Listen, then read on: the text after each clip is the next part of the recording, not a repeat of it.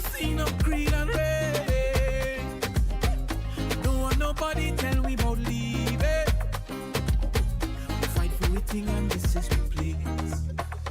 Take me home. Take me home. Take me to a place where my heart don't feel no pain. Take me home, take me home, take me home. Well, everybody shouting out, right there. It's a rhythm deep down inside me. And if you're looking for me, you go find me. Right there, right there. I repeat the bim bim bim right there. It's a rhythm deep down inside me. Take me home, take me home, take me home.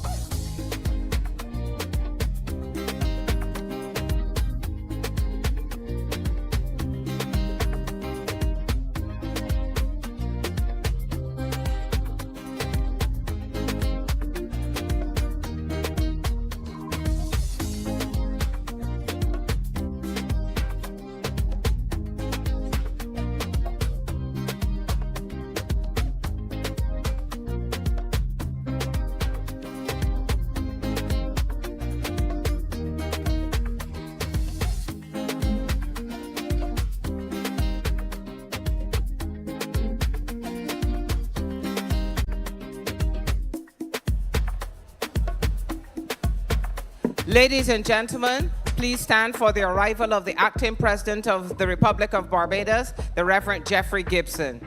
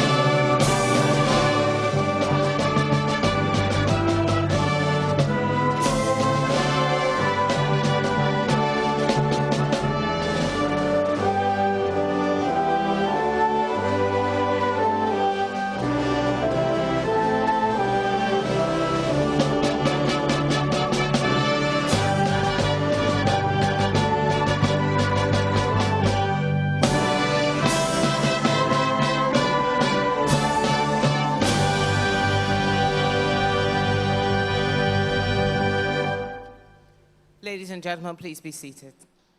and author of The Idea of Barbados. Her Excellency Dr. Carla Barnett, Secretary General of the Caribbean and moderator of this distinguished conversation. Dr. Stacy Richards Kennedy, Caribbean and the representative. Beckles, Vice Chancellor of the University of the West Indies, members of the Diplomatic Corps, Dr. Marielle Barrow-Megan, Coordinator of the Big Conversations, specially invited guests, a special good morning to the St. Vincent delegation and all other delegations joining us today. All CARIFESTA staff and volunteers, ladies and gentlemen, members of the media. A beautiful Barbados good morning to you. Welcome to the launch of the Big Conversations right here in beautiful Barbados, where the arts live, breathe, and unite the region.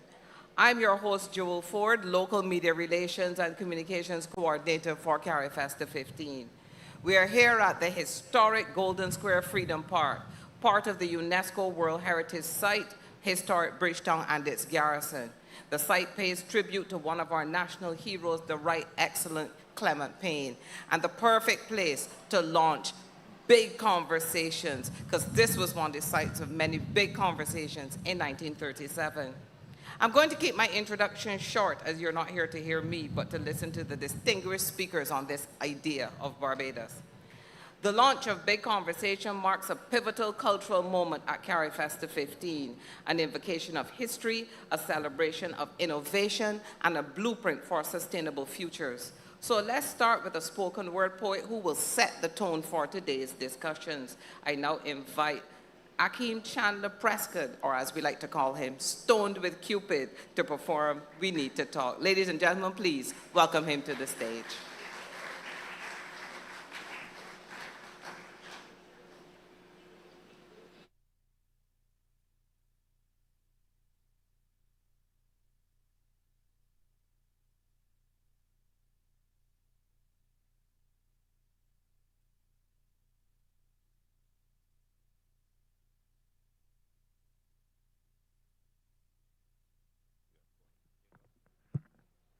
All right. Good morning. Y'all can hear me now, right? There we go. So we're going to kick this conversation off with a spoken word piece called We Need to Talk. We need to talk. We need to talk about disconnection because it's on the verge of a disconnection. You know, art is supposed to mirror reality, but I don't seem to recognize my reflection anymore. I wonder if the smoke of Mr. Hardin burning has churned in our lungs for so long that we have exhaled his existence out of our festival. I wonder if when we breathe in tradition, if it smells of rotten flesh. And maybe that's why so many of our indigenous practices are on the brink of death. I wonder what's the cost to resurrect a deceased discipline. And if the cost is in the millions, or if it's just a time spent to buy in to that lost meaning. I wonder if Clement Payne rests dreaming of us gathered here in this square. I wonder if Caribbean people realize that we are the manifestation of so many of our ancestors' prayers. I wonder if after all of this talk, how many people can actually hear? Because we love a talk shop of goods and services where we place proposed ideas on display, turning the stage into a showroom, developing the product or how we can help the block men from the boardroom, completely out of tune with the soundtrack of the ghetto. Then we sing the chorus of crime under control every time we gather to talk. And I'm not here to mock sport or mock a serious thing. I just feel like if we can have a big conversation about Caribbean civilization, we got to be realistic about Caribbean living. So let we talk about we culture. Let we have a sit down about creatives actually having a seat at the table where they can properly eat. Not just pick at crumbs of consideration every season and call it a feast. No, we got to talk cents. And cents, most people understand that as dollars and cents. Let we talk corporations with a conscience. Let we talk profit margins, not marked with the blood of the marginalized. Let we talk about going from entry level to enterprise and how policy can drive preservation and innovation. Let me have a conversation about the definition of that word culture. Because I already think a lot of we get it. We seem to think it's just party and vibes, but in reality, it's a holistic expression and way of life. It's this slang that survived colonization. It's that our grandmother sees then and the story it tells when she started cooking. It's the way our grandmothers were met doing that skin to nothing. Culture is code, and not the kind you scan with your phone, no, the kind program into muscle memory and bone. Culture is home for every son of the soul. Culture is why a brown-skinned girl from Westbury Road can build a brand into $1 billion empire. Culture is why the colonizer, diaspora, and even stranger will fly on 3 different planes to visit these 166 square miles. Culture is the boom, boom, boom, boom, boom, boom heartbeat of these owls pumping progress into our economies. Culture is honestly our only real renewable resource, and it's mined from the minds of our people, extracted from their habits, refined by practice, ritual. Culture is a mystical force forged whenever we gather, and we harness it with our laughter, banishing bad mind away with our friendly banter. Culture is what we had before, what we got right now, and hopefully what we will have after. So if we're having a conversation about the architecture of innovation, we got to trace the blueprint of resilience right down to its roots. And we got to have a conversation where we talk with, not just talk at you.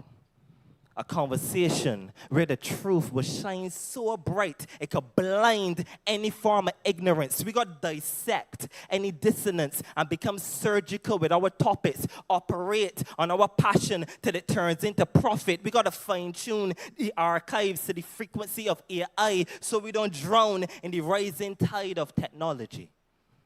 From I to industry, from bush tea to burlap to broadband, we got to comb through every strand of our heritage, detangling knowledge as we brush shoulders. This is where a poet could talk to world leaders who will lead us in one big conversation at Carry Festa 2025. One big conversation about our daily lives. One big conversation about pride and industry. And when we done talk, I want one to tell me, what is your definition of culture?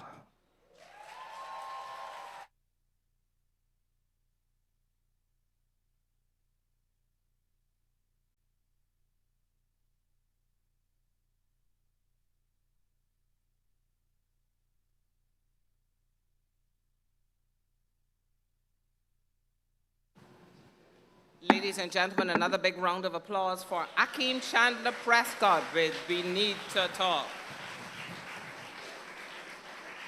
I now invite Senator Dr. the Honorable Chantal Monroe-Knight, Minister with responsibility for culture in the Prime Minister's office, to the podium.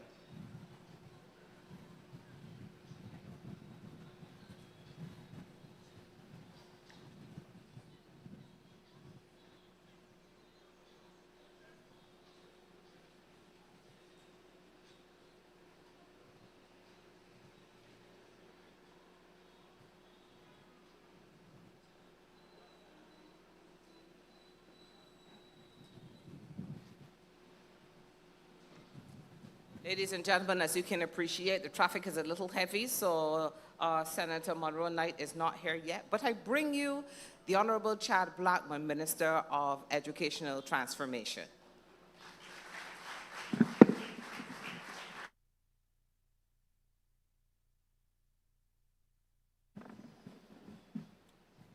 Thank you very much. Acting President of Barbados, Prime Minister Motley, Prime Minister of St. Vincent and the Grenadines, Secretary General of CARICOM, Chancellor of the University of the West Indies, specially invited guests, CARICOM, CARIFESTA, Caribbean people, good morning to all of you. Good morning to all of you. It is certainly a privilege to welcome you to the heart of Barbados in Golden Square this morning to what is dubbed as a big conversation. To have such Caribbean luminaries in a place anchored in the history of revolution, but now rolling out in a place of peace and reflection is certainly not only a proud moment for Barbados, but one for the Caribbean. And I'm confident that this morning's discussion will lend to not just a great part of CariFesta 2025, the 15th iteration of CariFesta, but to start a movement of a new ideology for the Caribbean, one that continues to have its place anchored in the world, but two, can ensure that we as a Caribbean people and civilization can now move to the next level of our development in business and trade, in fashion, in art, in technology. The challenges in the world are there, but our history has shown that notwithstanding what has come before us, we as Caribbean people thrive and succeed and dominate. And therefore, this morning's conversation, in my view, places us at a firm place for us to now build out the future of what the Caribbean must be in this ever-changing global world. So I want to simply to welcome you. Of course, the government places significant premium on this moment. And this morning, I believe that we are in for a special discussion, particularly given who we have slated to speak to you. And therefore, I want to wish you a happy conversation this morning and happy CariFesta once again. Thank you.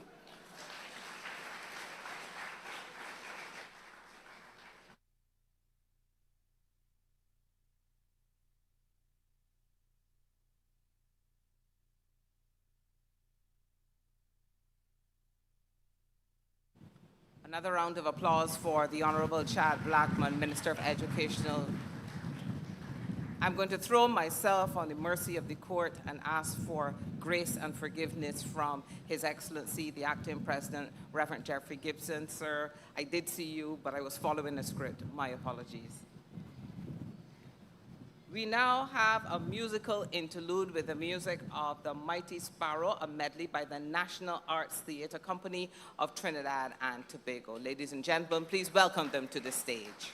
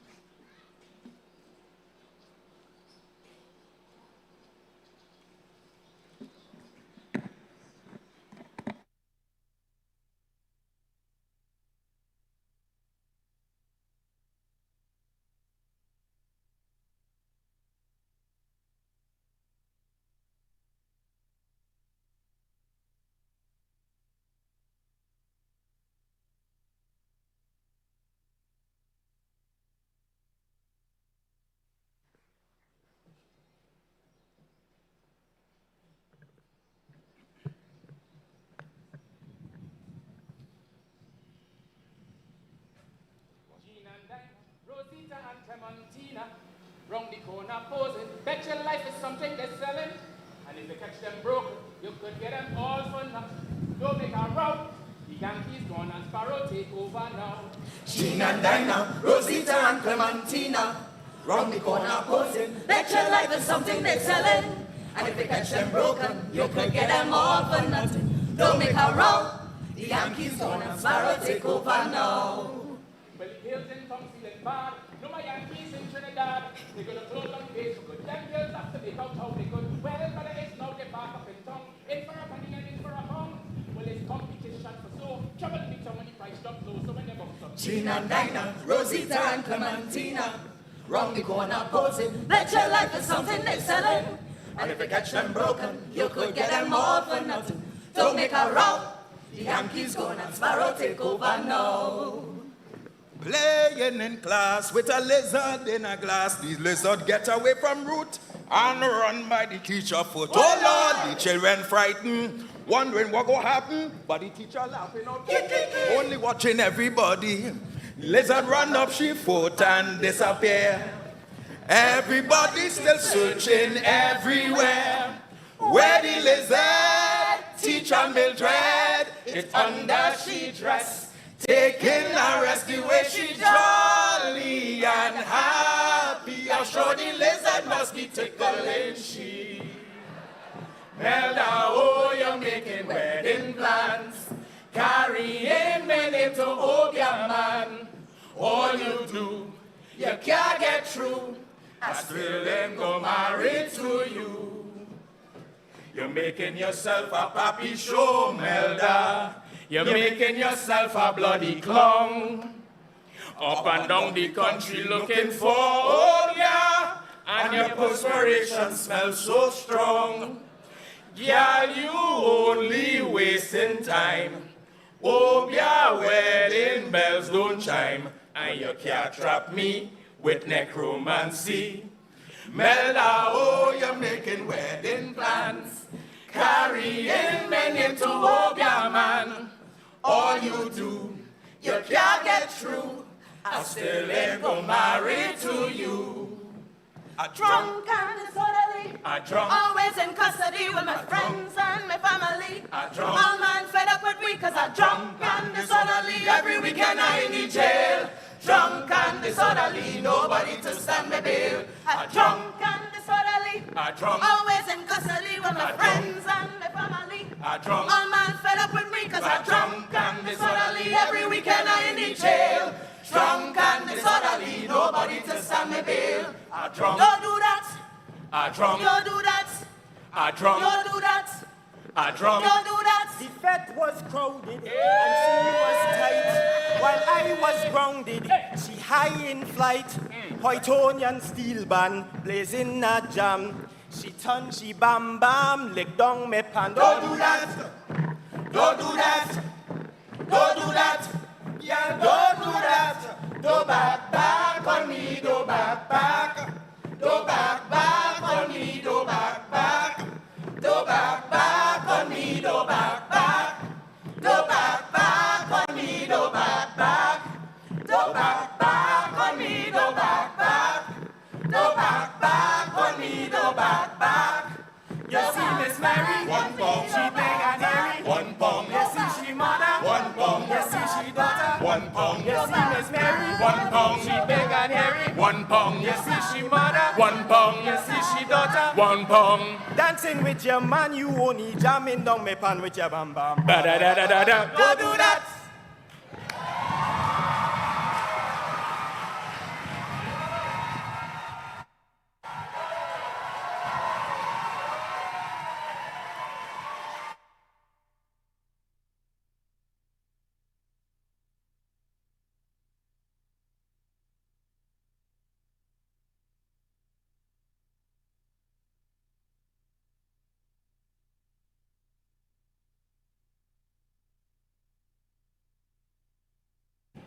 I don't know about you guys, but I was there backstage shaking a leg. Ladies and gentlemen, another big round of applause for the National Theatre Arts Company of Trinidad and Tobago. I now invite Dr. Stacy Richards-Kennedy, CAF Regional Manager for the Caribbean and representative in Barbados, to come to the stage.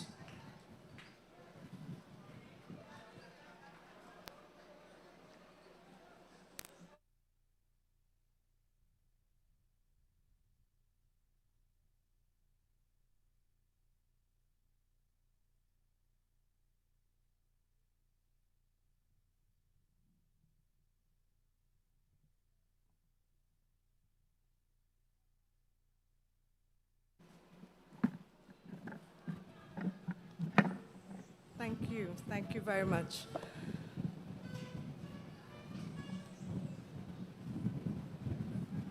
think we have a little issue there. Sure.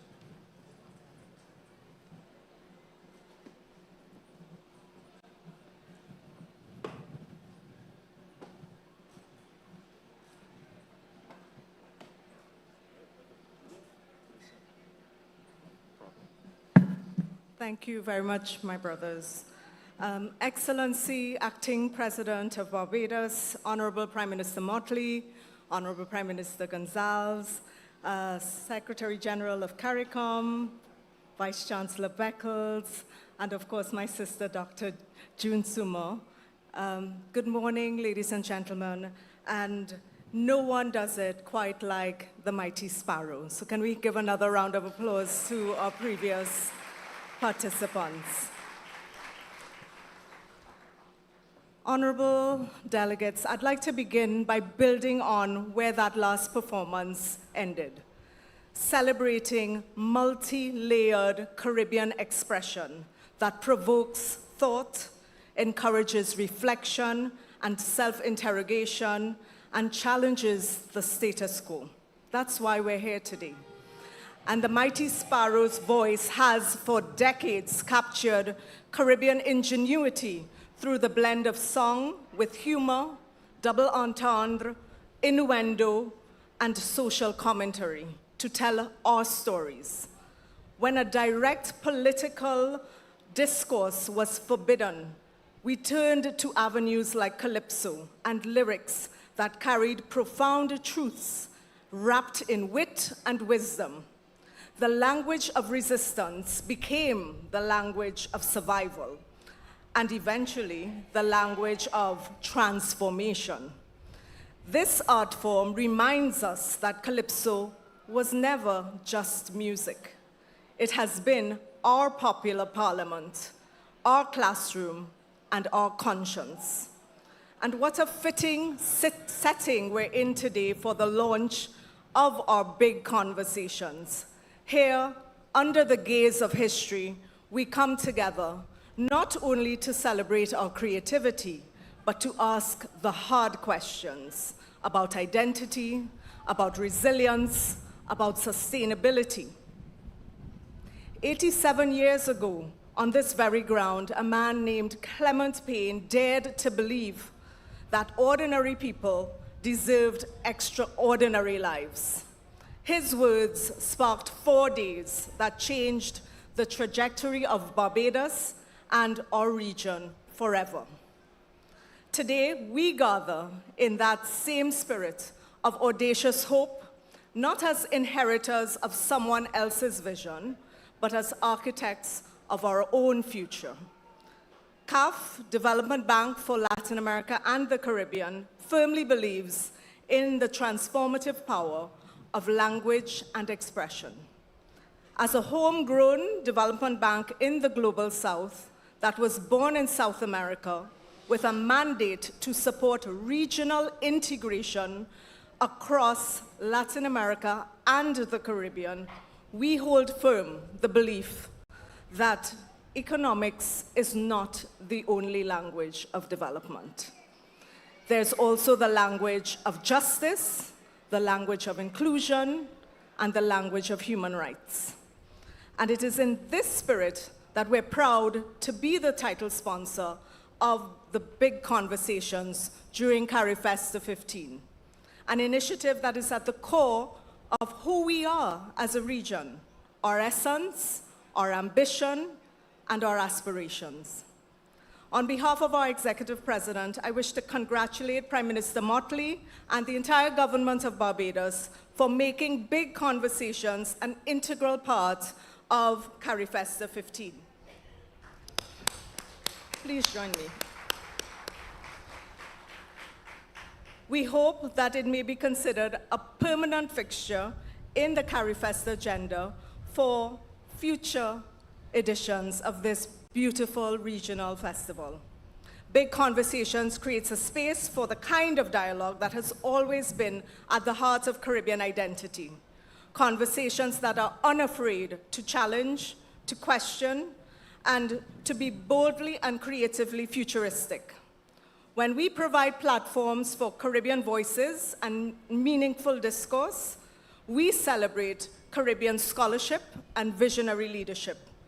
And this, my brothers and sisters, is another form of cultural expression and entertainment, perhaps more cerebral in nature, or individual and collective narrative, and importantly, carrying the ethos of empowerment, freedom of the mind, freedom of the spirit.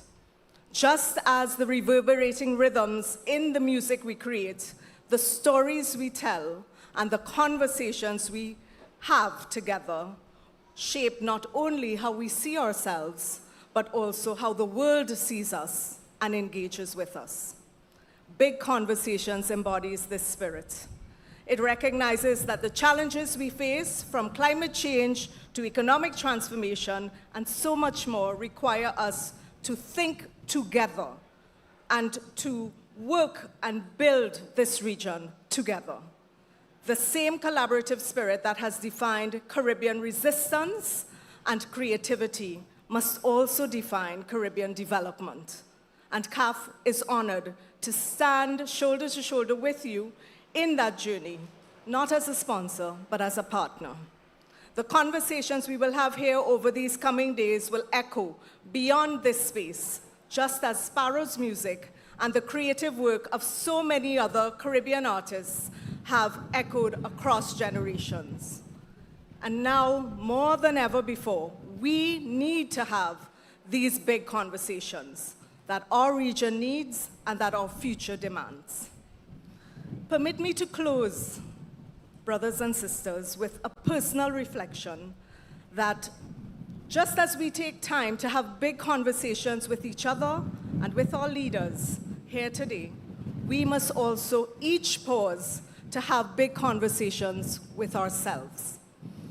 I firmly believe that it is when we still our minds and open our hearts as individuals that we unleash a pure energy and activate our human agency to bring about the change that we need in our societies.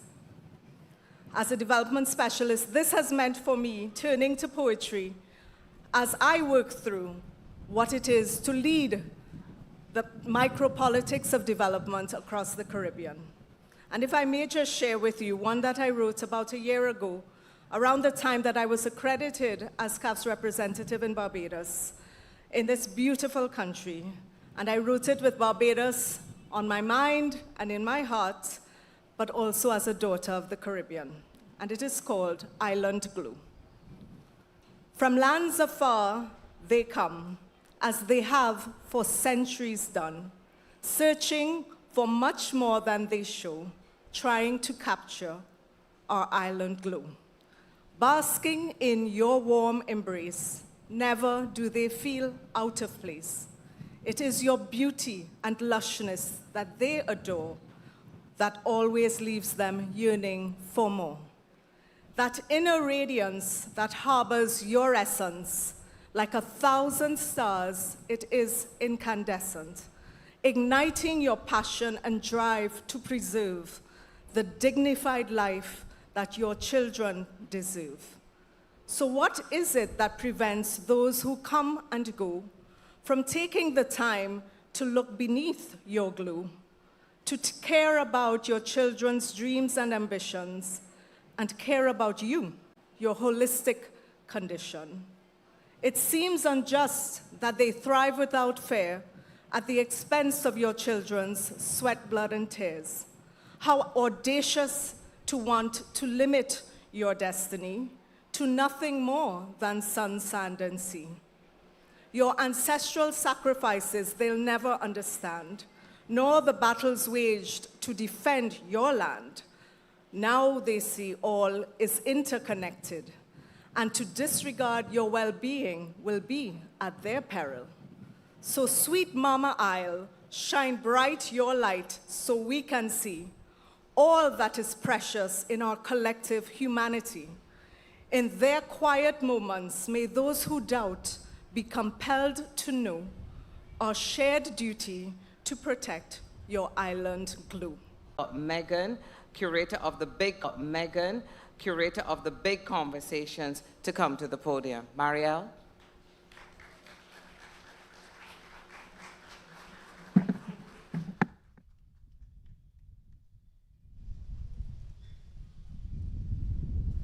Good morning, everyone. His Excellency, the Honorable Reverend Jeffrey Gibson, Acting President of Barbados, the Honorable Mia Amor Motley, Prime Minister of Barbados, Dr. June Summer, Honorable Dr. Ralph Gonzalez, Minister of St. Vincent and the Grenadines, and Honorable Dr. Carla Bonnet, Secretary General, CARICOM, Dr. Stacey Richards Kennedy of CAF, and Professor Sir Hilary Beckles, Vice Chancellor of UE, members of the Diplomatic Corps, and specially invited guests. A special good morning to the St. Vincent delegation and all of our other delegations represented here, all CARIFESTA 15 staff and volunteers, ladies and gentlemen, members of the media. It is with deep gratitude that I welcome you all to the launch of Big Conversations. Today we begin a journey not just through panels and discussions, but along the routes drawn by our collective Caribbean imagination toward a reality that matches our people's aspirations. We've designed these conversations as a bus journey. Why? Because buses are shared spaces. They carry all of us side by side toward a common destination. Each route represents a pathway through which our people's creativity, resilience, and vision move us forward. These conversations will take us from here at Golden Square Freedom Park to Copacabana, to Church Village Green, the Marcus Garvey Amphitheater, and Queen's Park Esplanade. The first is the Resilience Route, which kicks off today at 1 p.m. at Copacabana. We invite you to join our artists, our writers, and academics, as well as officials for this mini-series, Shifting Shores, Rising Tides. We have voices like our very own Barbadian Alana Brooks. We have Miss Amanda McIntyre of Trinidad and Tobago, an artist and cultural activist who brings vision and urgency to how we reimagine resilience, not just as survival, but as creative renewal. Next, we have Postcards from the Front Line with Clish Gittins and the Premier of the British Virgin Islands. Then we start on our innovation line with AI Can't Tech We Rhythm, and that is a dance conversation. From burlap to broadband and from I&I to industry, our conversations will span a variety of topics, and there is something for everyone.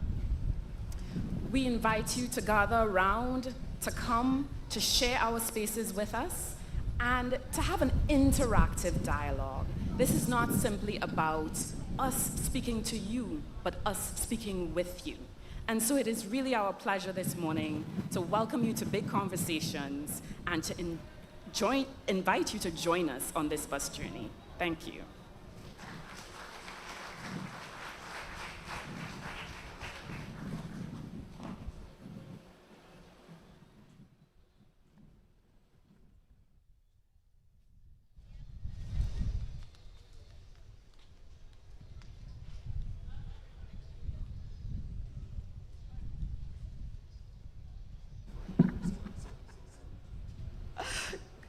Thank you very much, Marielle. Coming now to entertain us with a great performance, one of my favorite songs from her, Mahalia Cummins with Talk to Me, and that's mixed with a nice mashup of Edwin Yearwood's A Voice in My Head. Ladies and gentlemen, please welcome her to the stage.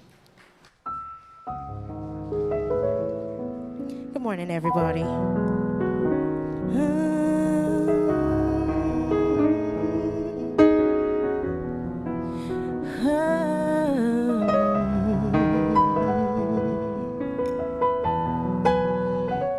We all gotta talk to each other and really listen, yeah?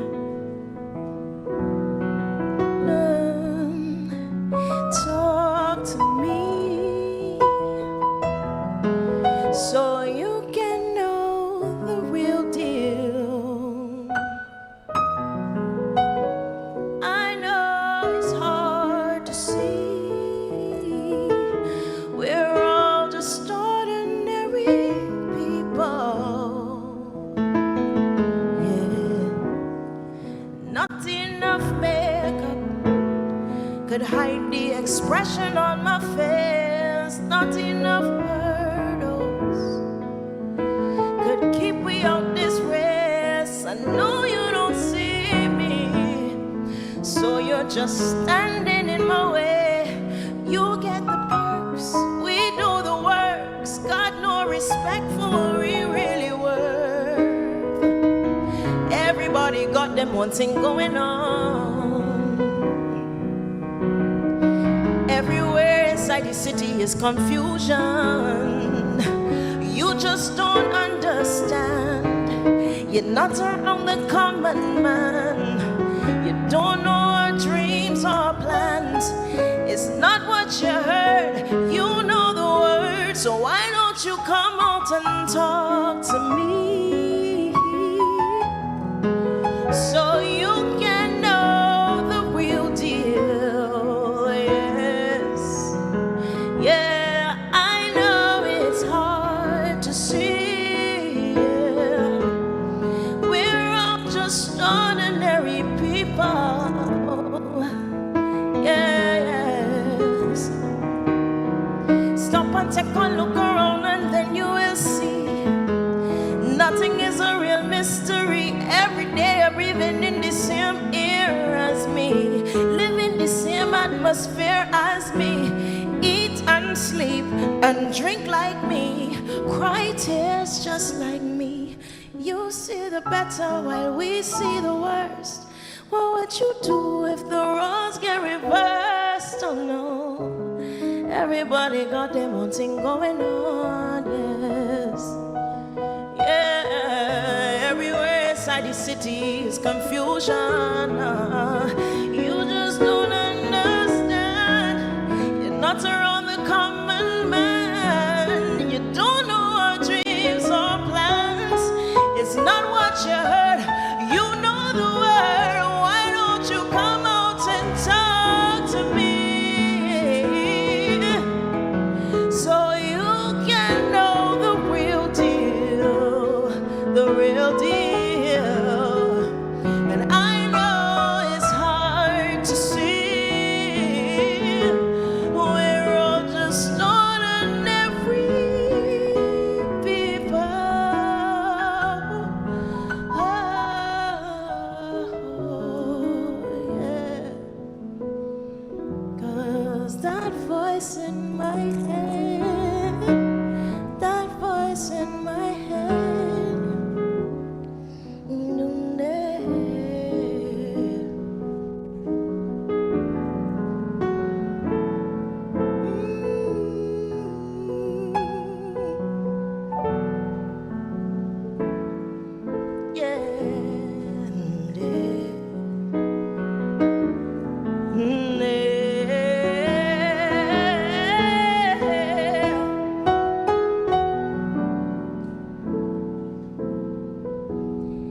I lift my head up to the sky, question the heavens, asking why. Why must I go on to live in this violence and crime? Why can't I tour the lands I know, watch all my children's children grow? Why must I go on to live in this violence and crime? Oh no, and I guess no, no,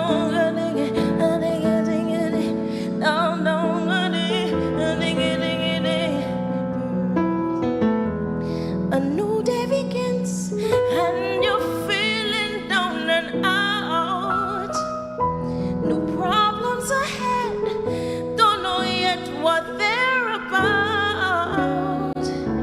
You wish you could die so the madness would be gone. It's nonsense to hide or run. Something said keep pressing on. A voice in my head, it talks to me. Oh, oh, oh. A voice in my head talks to me. It tells me the road is long. It tells me I must be strong. Roll with the pain and strife. Today is the start of the rest of your life. A voice in my head talks to me. Oh, voice in my head, it talks to me. So I lift my head up to the sky, question the heavens, asking why. Why must I go on to live in this violence and crime?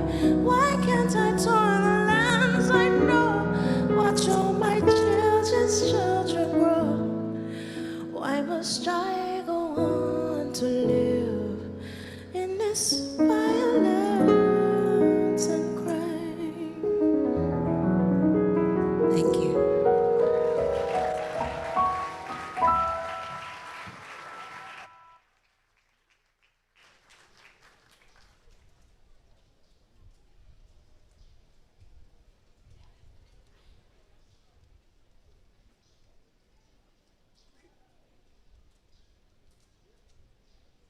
Ladies and gentlemen, another big round of applause for Mahalia, Therefore Talk to Me, and a mashup with A Voice in My Head. It's time now for the big conversation, and I will invite our panelists to the stage, starting with the Honorable Mia Amor-Motley, Prime Minister of Barbados, Dr. Ralph Gonzalez, Prime Minister of St. Vincent and the Grenadines, Her Excellency Dr. Carla Barnett, CARICOM Secretary General, who will moderate the conversation, Dr. June Sommer, historian and diplomat, and Sir Hilary Beckles, Vice Chancellor of the University of the West Indies.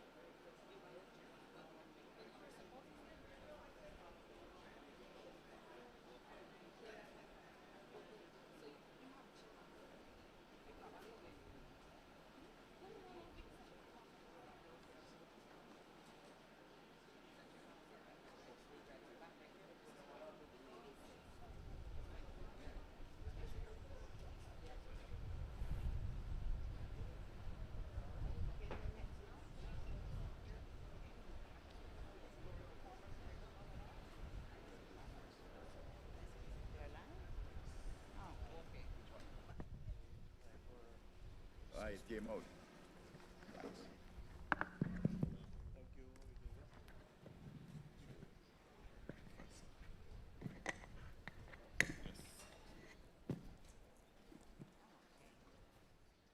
Good afternoon, everyone. It's exactly 12:01, so that makes it afternoon now, right? I would like to begin by recognizing the Acting Governor General, the Very Reverend Dr. Jeffrey Gibson, and to recognize all leaders, all special guests, all participants in CARIFESTA.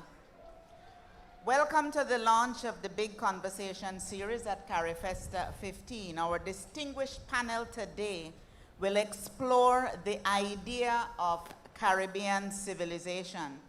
This is a conversation that is both appropriate and critical in this CARIFESTA moment. We are gathered in Golden Square, Freedom Park, that has great historical significance in relation to the labor uprisings that swept across the Caribbean in the 1930s. Today, August 23rd, is the International Day for the Remembrance of the Slave Trade and its abolition, designated by UNESCO to commemorate the beginning on this day in 1791, the rebellion in Saint-Domingue that started the war of resistance against chattel slavery that eventually led to the first Black Republic in our hemisphere, Haiti, and effectively started the process of abolition of slavery, which happened in the British Caribbean territories beginning in 1834. The struggle against colonialism took root in the 20th century when most territories achieved independence. The spirit of resistance and resilience which grew to characterize Caribbean people during our history of colonialism and slavery is critical to our capacity to address the challenges we now face, whether these are geopolitical developments, the climate crisis, public health risks, whether from pandemics or NCDs, violence in our society. This spirit of resistance and resilience is also crucial to considering the role of regional integration and collaboration in strategizing and implementing effective solutions to today's challenges. This panel will consider critical questions. What is the Caribbean? What is the significance of this highly valued space that is home to 44.6 million Caribbean people, of which over 16 million are in CARICOM? What are the ways in which our Caribbean civilization has advanced models of good governance, development, inclusivity, and creativity that have inspired the world? Though we have been shaped by a history of forced migration, native genocide, creolization, and colonialism, our Caribbean civilization has and continues to rise above absurd adversity to notable achievements in every sphere of life. Our distinguished panelists will explore how enslavement, apprenticeship, decolonization, etc., converge to produce the unique and diverse societies in our Caribbean civilization. Our panelists, Honorable Ralph Gonsalves, Sir Hilary Beckles, Ambassador June Suma, and PM Mia Motley, and I list them in the order of which they will speak, will be speaking concisely on a number of questions which I pose, and I emphasize the concisely because these are questions on which any of us can speak for hours. So I will begin with the Honorable Prime Minister of St. Vincent and the Grenadines. PM Gonsalves, the word civilization often brings to mind grand historical empires, systems of thought, material culture. But what does it mean in a Caribbean context? As the author who invented the term, the idea of Barbados, where you argued that Barbados is in the top rank, a developing country with developed nations, governance and human development attainments. The question is, how would you define the idea of Caribbean civilization? Thank you very much, and to everyone.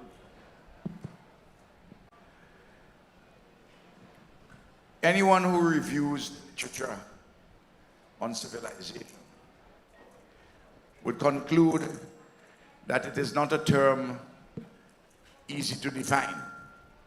Indeed, one British author, Kenneth Clark, preferred to define civilized man and woman. That you occupy a very special place within your landscape and seascape, a sense of belonging and permanence. Thank you very much. This is better. Not merely occupancy, but permanence in this particular landscape and seascape. And that you must be able to look backwards and look forwards. And it helps if you can read and write. And nowadays, if you can use the computer and go to AI. Civilization has visible sides and invisible sides. The visible ones are fairly easy to identify. And important as they are, it's the invisible side that which reflects our customs, our forms of behavior, the genius of our people. And it is that genius which is resident in our people, which is important for us to tap. And that genius, you may call them hidden rationalities because they are rational. You may call them hidden resources, which are not utilized, underutilized, or ill-utilized.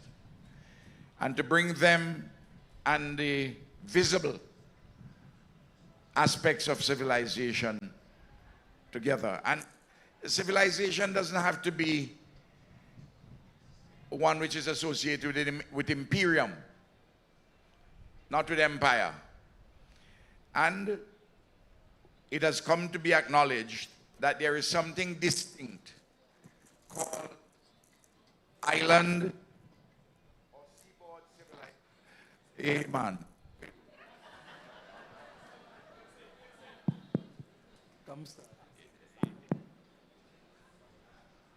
Yes. Called island or seaboard civilization, for instance. I think you need some wires in here and forget the wireless.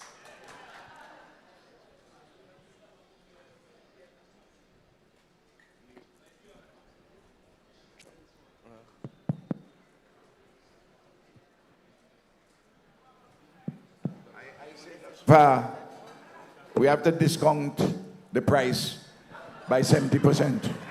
We're only paying you 30% at the moment. All right? Me, I'm negotiating for you, girl. Please do. Yes. We have an island civilization or seaboard civilization.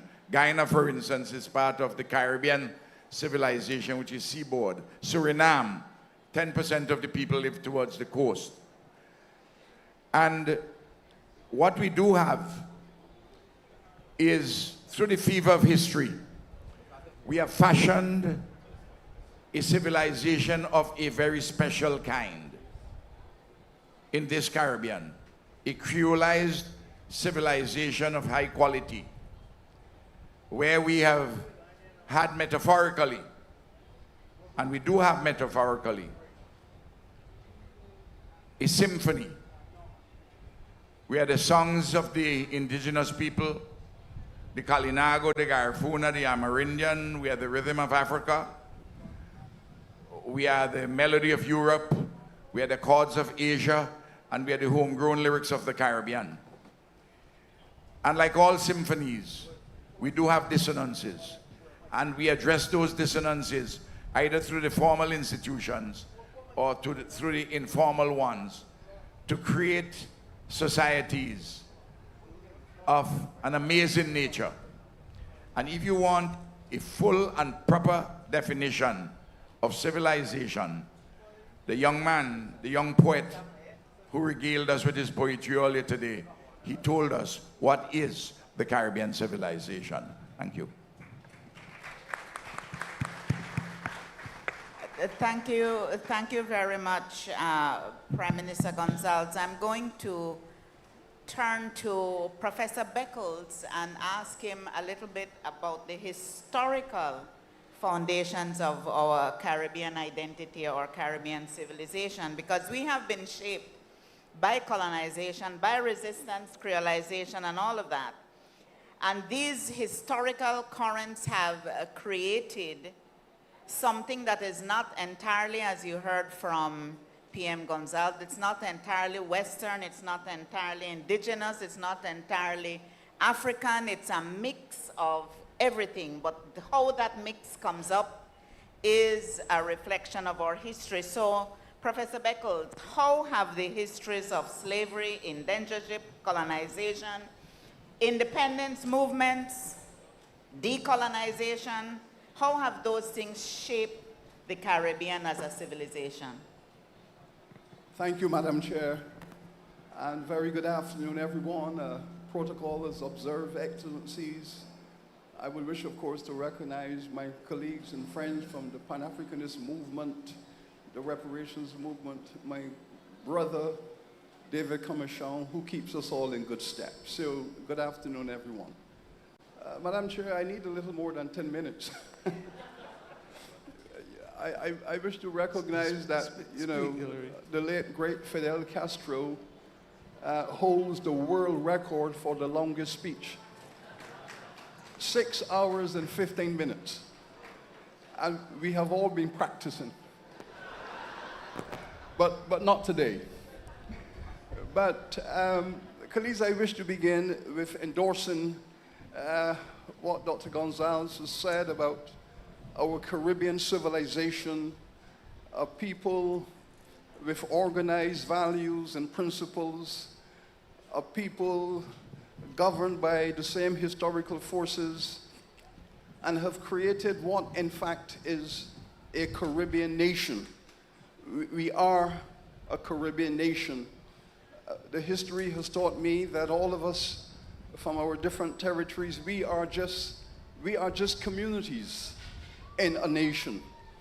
And this is a gathering of the Caribbean nation, and you have come from far and wide to represent your communities.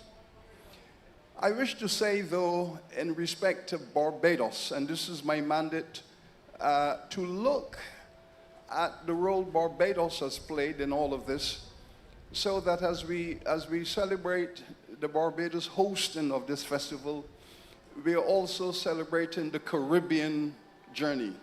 So allow me to say a few things about battleground Barbados, where the people on this island have fought their battle for Caribbean civilization. And I will begin by drawing attention to a 1960s conversation. It was a conversation between Gordon Lewis, one of our great historians of Caribbean development, and Kamau Brathwaite, the Pan-African poet of Barbados. And Gordon Lewis said in 1962, "Each time I think of Barbados, I think of Little England. I think of Little England." Kamau responded by saying to him, "Barbados is Little Ghana." And here we had two conceptions, Little England versus Little Ghana. And Kamau went on to say that, when the people are oppressed, you never destroy their culture. They bury their culture in their hearts and in the soil, and they wait for the moment. And then you will see the emergence of that culture, brand new and intact. That's an important conversation. So let us say a few things about Barbados. Well, this is where the first genocide of Europe started, Barbados.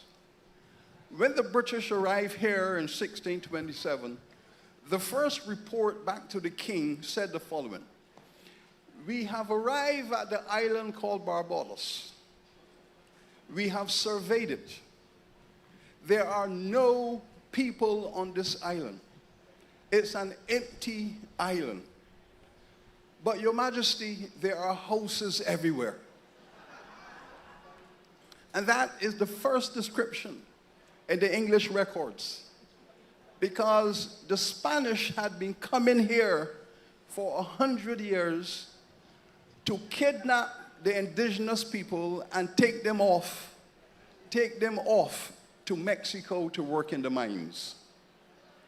The Portuguese were coming here to raise this island, kidnap the indigenous people, and take them to Brazil to work on the sugar plantations. And those who survived fled to St. Vincent. And this is why Ralph and Mia are indivisible, because of that history. Because the island of St. Vincent was where... Hillary, you have to add one thing. I met her first when she was 14 years old at school. I was teaching here, I gave her a lecture, and at the end of it, she came up to me. She peppered me with questions. Of course, I knew her father and Elombe.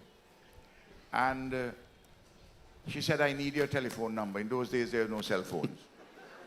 I gave her my telephone number, she gave me her home number, and since she's 14, we are together.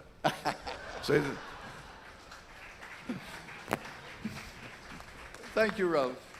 And so the African people in Barbados found freedom for the first time in St. Vincent. And there was a large African population marronage out of Barbados into St. Vincent, and that bond between Barbados and St. Vincent has been strong ever since. Now, Barbados, you must recall, was the first slave society in our region. So it was the site of the first genocide, and it became the site of the first slave society. This is where the British invented the concept of chattel slavery and built that model into Barbados. Barbados then became the home of the first chattel slave society in this hemisphere. And it is from Barbados that that model was exported across the hemisphere. Barbados therefore became the first society in our hemisphere where African people were in the majority. This is the first majority African society in the hemisphere.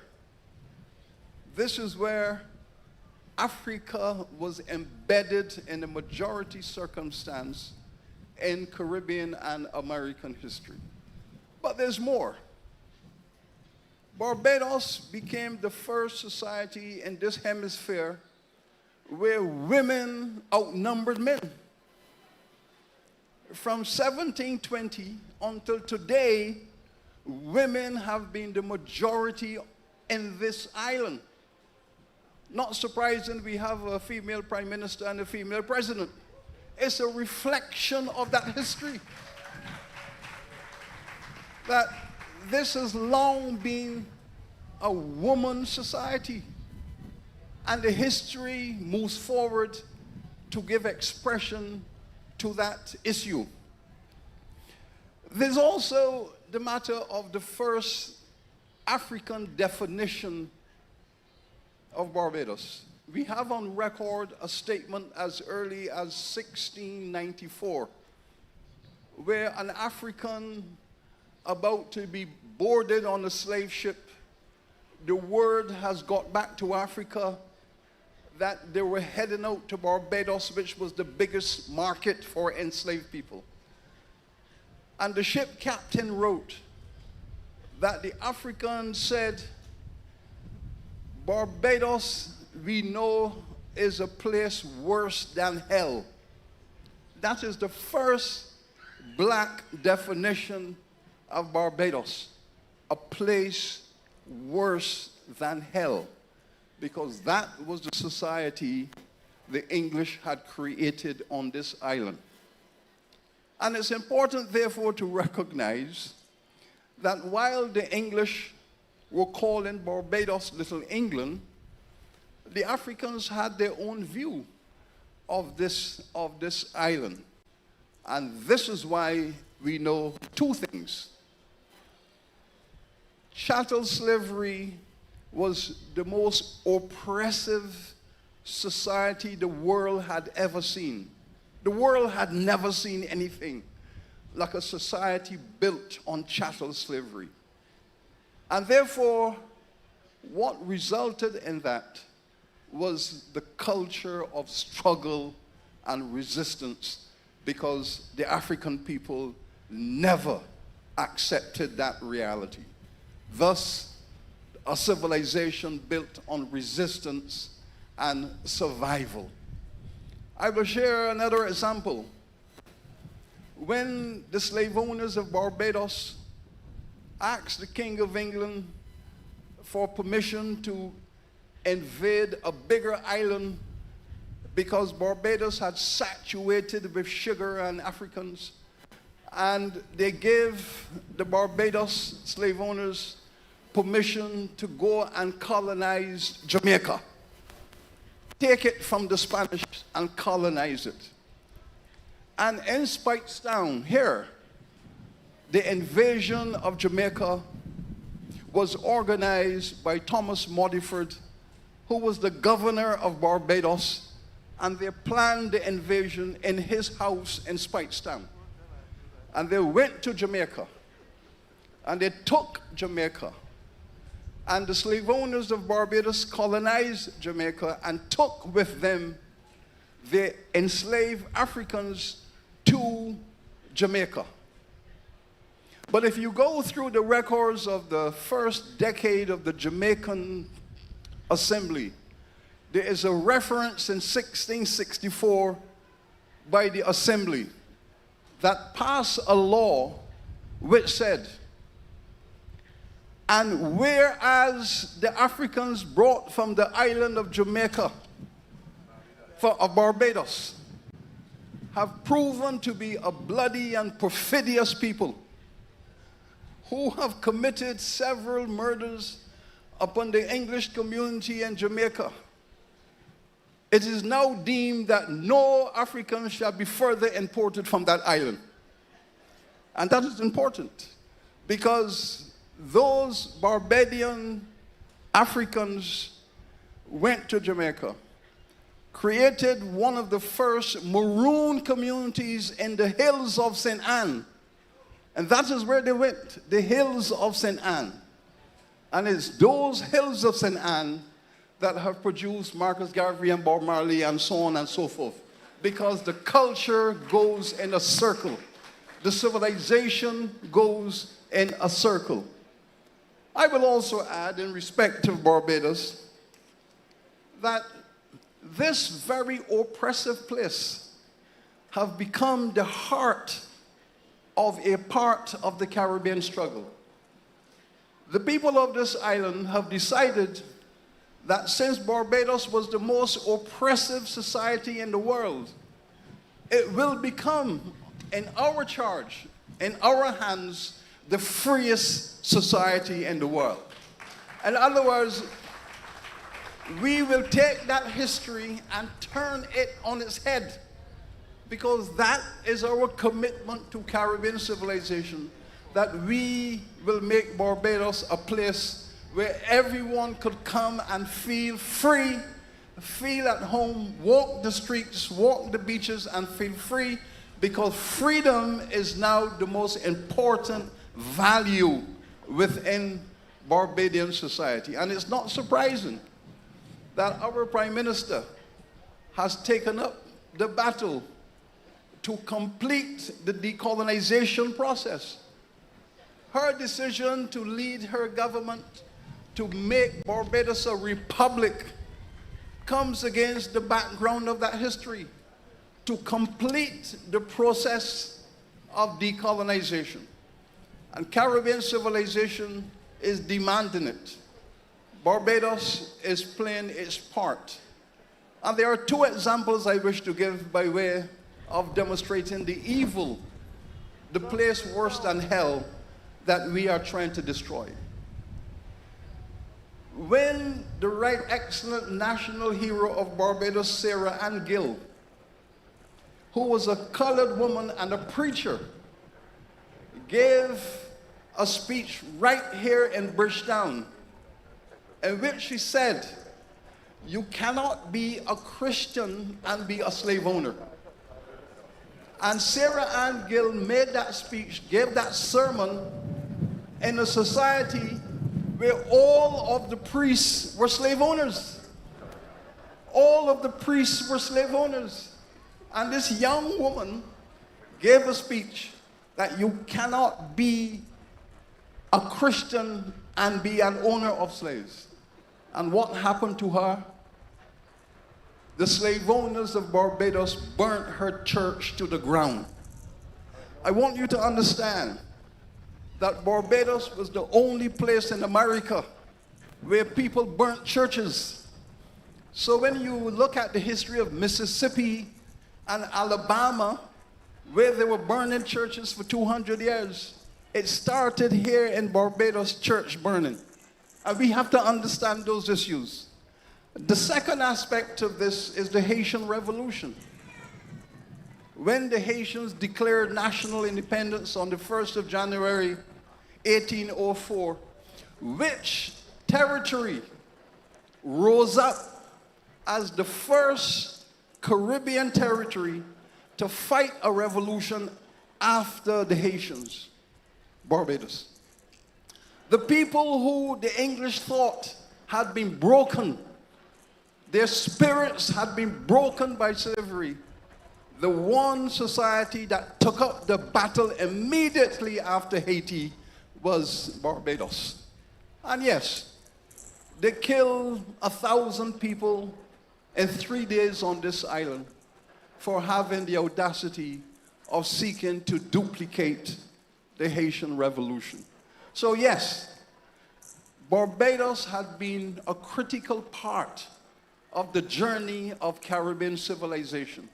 And Barbados has been a battleground in much the same way that Jamaica has been a battleground, St. Vincent, a battleground for the indigenous people, and all of the islands have been playing their part.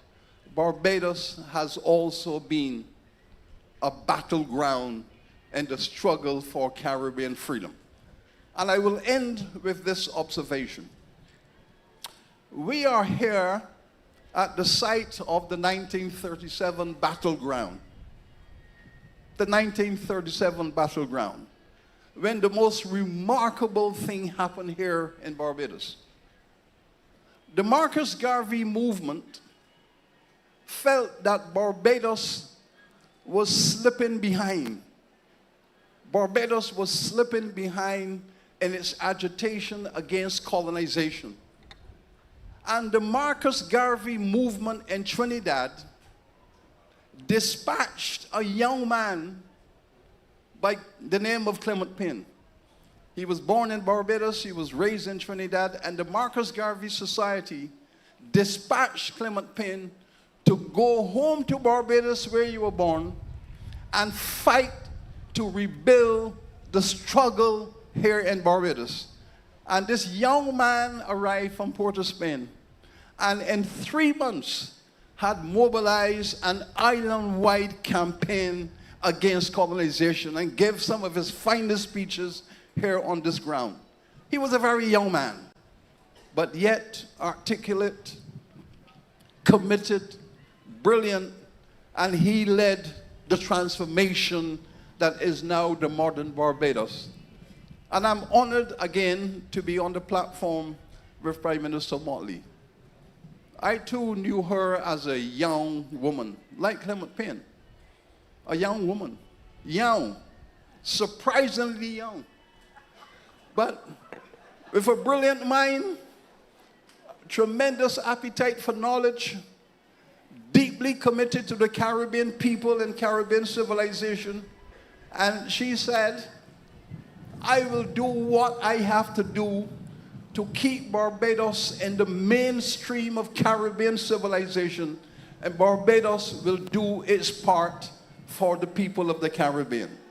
And her revival of the Republican campaign was timely. I wish to end with one issue of responsibility for Mayor. Yes, she has confronted the world of economic injustice on behalf of all Caribbean peoples. That's the struggle that Michael Manley had driven for many years, but somehow they were able to drive Prime Minister Manley out of office. They will not drive Mayor Motley out of office because she has the goodwill of the entire Caribbean. And that final struggle is to let us complete the decolonization process. There are still colonies in the Caribbean, and we are intolerant of the existence of colonies in our Caribbean civilization. There are still islands that are pleading their allegiance to foreign powers. Recently, the students in one of those colonies was told by their government, go to England and get your education, because it is cheaper for you to go to England than to go to UWI, which is your university. But that is colonization. And guess what? We need, in the Dutch-speaking territories, in the French-speaking territories, and I feel offended when I arrive in Martinique to meet my colleagues in Martinique and I see a sign at the airport which says, "Welcome to France." I personally find that offensive. So we have to end this colonization, because the Caribbean was where European colonization started. It started here in the Caribbean. And the process is not complete. For us to be fully free, totally free, we must end colonization of our people and our societies. And that is the battleground which is left for all of us in the promotion of the Caribbean nation and Caribbean civilization. I thank you. Thank you. Thank you very much, Professor Beckles. You've given us the historical landscape. You've talked about all of the various influences, the struggles, particularly here in Barbados, and the struggles that continue. I want to turn to June Suma, and she has spent a significant time recently with the people of African descent. She was the chair of the public forum. And I want to ask her, in relation to the diaspora, in relation to our relations with Africa, the Caribbean exists not only within our geographic borders, but we have communities all over the world. In North America, in Europe. What role does the Caribbean diaspora play in shaping and sustaining the Caribbean civilization? How important is migration now, and what's the relationship with the Caribbean civilization and our outreach with the African diaspora as well? Thank you very much, Chair. Distinguished ladies and gentlemen, just when you thought women spoke a lot.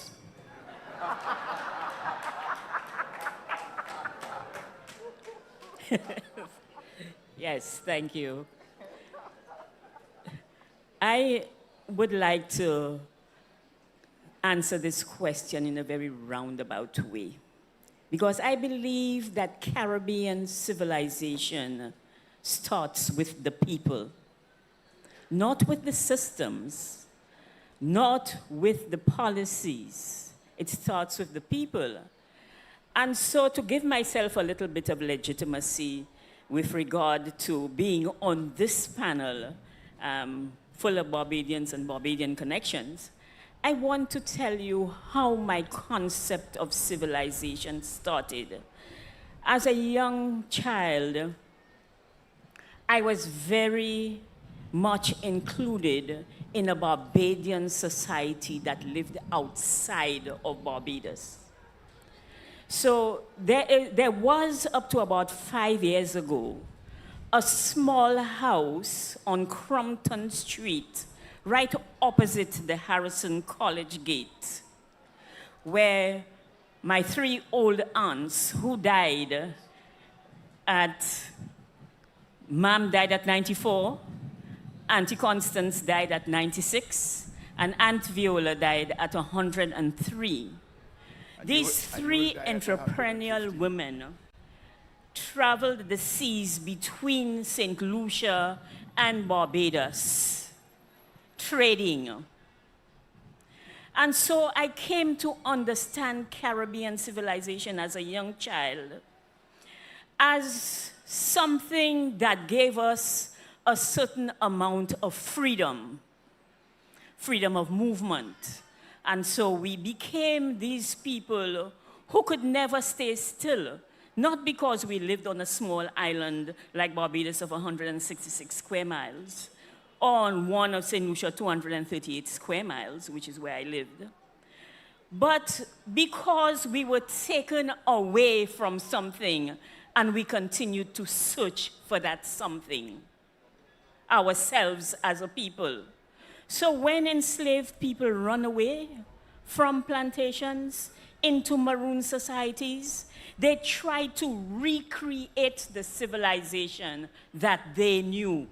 They try to recreate African civilizations in various parts of the Caribbean. And that is very important for us to know, because the first major revolution, successful revolution, the Haitian Revolution, embedded in their constitution that said, any enslaved person who reached our shores would become free and would become a citizen. So you understand that, that one of the determinants of Caribbean civilization must be freedom of movement. And freedom of movement in all of its dimensions, because it ensures that there's a certain amount of self-determination. You are creating what you want to create, not what has been imposed on you. And so these are my concepts on which I based my notion of Caribbean civilization. But more than that, even more than that, when these aunts came back to St. Lucia, they always came back with things, trinkets, clothes for us, etc., etc. And we knew that in Barbados, there was a better standard of living. And so for me, Caribbean civilization must be about the standard of living that we create for our people, if we are putting them at the center. And even if they were in Barbados, and the community I lived in, as I said, had Barbadian people as well as St. Lucians who mixed with them, and would come to Barbados, and after 2 weeks they would come back with that God-blimey accent. And they would make sure that we understood that there was an education system in Barbados that afforded women, because these were women. And Sir Hilary talked about women and the fact that Barbados had the most women in the society. But Barbados has afforded women an education at a time when most of us were still struggling with adult suffrage. And so Barbados became a model for our community. And as I said, civilization must start at the level of the community. I think that Black Stalin says it very well when he speaks about the Caribbean man and the fact that we must have a common intention for a better life in the region. That Caribbean unity cannot be created without a knowledge of your history. And Caribbean civilization cannot be created without understanding who we are, so that we can build that kind of identity. And because I already complained about the length of time that men spoke, let me go to my final issue, which is about the issue of decolonization. And because I am a Caribbean woman, because I have worked throughout the region, decolonization is a very important thing to me, because I go to these islands that are still colonized. And I hear the conversation, and Prime Minister Motley always quotes the song by Bob Marley, which says, "Decolonize yourself from mental slavery." And we have to, it is our duty, if we are building a Caribbean civilization, to ensure that there is equality and equity built into that concept. And we have countries that do not have that ability. We have not even afforded them that ability at the level of CARICOM, because we have continued with the colonial premise that they are less than us. And we allow them into our mix of Caribbean unity as associate members. What is an associate member? They are members. And I am saying that it is us in the independent countries who must recognize that we cannot have a Caribbean civilization with people who are less than us. We are creating equality and equity. We have taken a long time to remove the chains that bound us. And Barbados is the example for all of us, as we have said, because it is now a republic. And so my challenge, of course, is to Barbados. I'm sorry, Prime Minister. But my challenge is to Barbados to ensure that the rest of the flags, like the Union Jack that you gave back to the Queen, that you must remove the flag of the Dutch from the region, that we must remove the flag of the French from the region, and that we must make sure that because we have now made friends with our enslavers, that we have not forgotten the people. Thank you. Thank you. Thank you very much, Dr. Suma. Dr. Suma took me back to a conversation I have with my staff from time to time, because in the conversation about free movement, I've been known to tell them that there was a time when we moved freely. And I tell my own story because my grandparents were from Jamaica. They just got on a boat and went. And there was nobody to say you had to. There was no immigration proceedings at all. And in fact, they did not come directly to Belize. They went to Mexico. My dad happened to have been born in Cozumel. And it was okay for them to move at that time, because although the colonizers fought at the level of the empires, they allowed people to move. And so they moved there, and then they moved from there and went to Belize.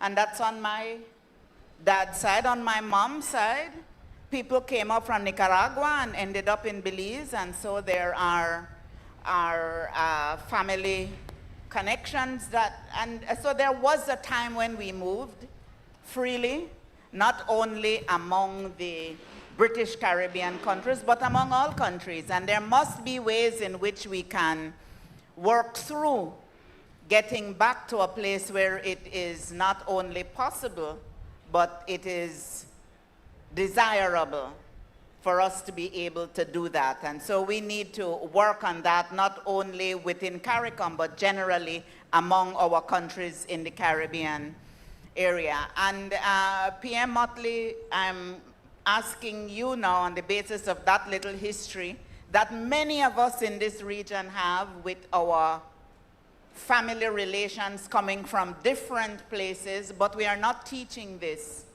to our children. Our children are not aware that there was a time when this was possible. So I'm going to ask you, I know you're a former Minister of Education as well, so what is it that we are not doing right as a region in terms of educating our children about our history? What is it that we need to do to bring those stories alive to how it was, so we know how it can be? What do we need to do with our education system, not only here in Barbados, but regionally, to allow it to be more transformative, to allow it to be more real and have the kind of results that we want? Thank you very much. And June, I want to say up front, it may not be a gender thing, so let me talk. First of all, let me add to where SGU started, because my mother's father left here and went to Grenada and married a Grenadian. They came back here. They had 2 children born in Barbados. They left here. He was a photographer, by the way. And they left here, went to Guadeloupe, and had 2 children born in Guadeloupe. They left Guadeloupe and went to St. Martin and had 1 child born in St. Martin. And they left on the Dutch side. And then they left St. Martin and went to Aruba. And my mother and another brother and sister were born in Aruba. And they eventually came back here after 25 years of roaming the Caribbean.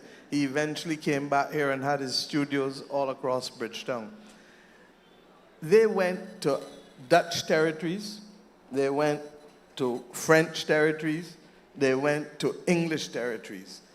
In my family alone, I have first cousins whose first language is Dutch, not English. Something has to be fundamentally wrong with a Caribbean that in the 3rd decade of the 21st century still defines itself by imperial demarcations that are not born of our culture and our reality. And it is only us. It is only us who can change it. And so Hillary, I want to thank you and June for raising the issue. And I want to adopt all that Ralph said in terms of the context of the shaping of civilization. Now, what are we up against? Education has been seen in this country, Barbados, as the means by which poverty can be pushed back. If you ask a Bajan what are the three most important things. One, getting the education for the children. Two, owning a piece of the rock. And three, don't unfair nobody. Bajans have a keen sense of social justice and that humanizing element that is absolutely necessary, and largely because of the kind of oppression that we would have seen in our modern settlement post 1627. My fear is that just like the story in the Bible with Adam and Eve, that the temptation of easy living, the temptation of comfort, the temptation of individualism satisfying you instantly and even in the medium to long term has dulled the senses of many of our people. And when that is combined with a lack of an appropriate sensitization and education and empowerment of people, we run the risk of being recolonized again. The reality is that is why, as recent as the heads of government meeting, I called for us to start to take control over how information is generated and how it is disseminated. And that the day that we don't control the technology that allows that to happen is the day that we become subject to the wills of other people. So that you have a smart city, you have smart grids, you have all of these smart things that can become ignorant with the turning of a switch. And one man owning all of this, whether through Starlink or Linkstar, whatever you want to call it, can immediately change the condition. Not that I'm imputing bad motive to him, because I'm not. But I'm stating vulnerability of us. And if we are truly to be sovereign nations, the first thing we must recognize is that the armada is not coming. The flotillas are not coming. They're not dropping people in the center of the careenage there to be distributed in Barbados and other islands as slaves. They are coming straight into your heads and your minds. Just now, I went and looked when Hillary was talking, and I asked a simple question: what other laws in the Americas were inspired by the Barbados Slave Code of 1661? Where I'm sitting, I'm watching the Tower of Parliament with the flag. And when Hillary talked about the obligation to pay forward, that obligation to pay forward comes from the awful horror of having led the world in the Americas with the worst piece of legislation that has ever been passed by any parliament, any part, because it effectively denied the humanity of Africans and made them chattel. When I asked that question, Microsoft Copilot immediately answered, and it started with South Carolina 1696, and it had Jamaica next. And in 3 seconds, as I went to scroll, it removed it. And it said, I'm afraid I cannot talk about that topic. Sorry about that. I then went and asked again, give me the slave code of South Carolina. It started to give it to me and tell me how it was based on Barbados. And in 3 seconds again, I'd really like to help. But it seems that this topic is off limits for me. Sorry for that. I went to Perplexity, another AI platform, and mercifully, they answered. I give that example that is literally real time to show you the vulnerability of which I spoke. And this region has to face a few realities that regrettably I'm not sure we are facing as frontally and as comprehensively as we should. One, we are not in a position to control our destiny if we want to do it individually and without understanding the importance of common action and common purpose through the Caribbean community and the functional cooperation that it allows each of us. Two, that we, with the exception of Haiti, are all underpopulated. And yet, I am not an economist, But the factors of economic growth and development relate to what? Capital. What about labor? If you're underpopulated, how do you expect to be able to meet that ability, to be able to have the growth that can transform the quality of life of which June spoke? And to my SG, you know my view, that we are years behind in establishing a regional population commission that allows the Caribbean to be able to forge its destiny, not by accident or serendipity or because somebody else wants to oppress us, but because we are shaping and forming our own destiny deliberately. Thirdly, that without the Education Transformation Commission, that changes our educational system from simply providing knowledge which can be searched on depending on which platform you now use and what algorithms are there, but you can find knowledge generally. But where we are losing it is in the inculcation of values and attitudes and the provision of the requisite skills, and then the insistence on the habit that leads to excellence and to compassion. Those things don't happen by accident, but they become the actions and efforts every day. If we do it, they then become habit for us. My fear is that unless we root our people with these things, the things that led to Caribbean resilience for centuries will not provide for a resilient population going forward. And if our people can easily be swayed by food that's sweet, because sweet food isn't necessarily good for you, especially if you take it enough. Bitter is better.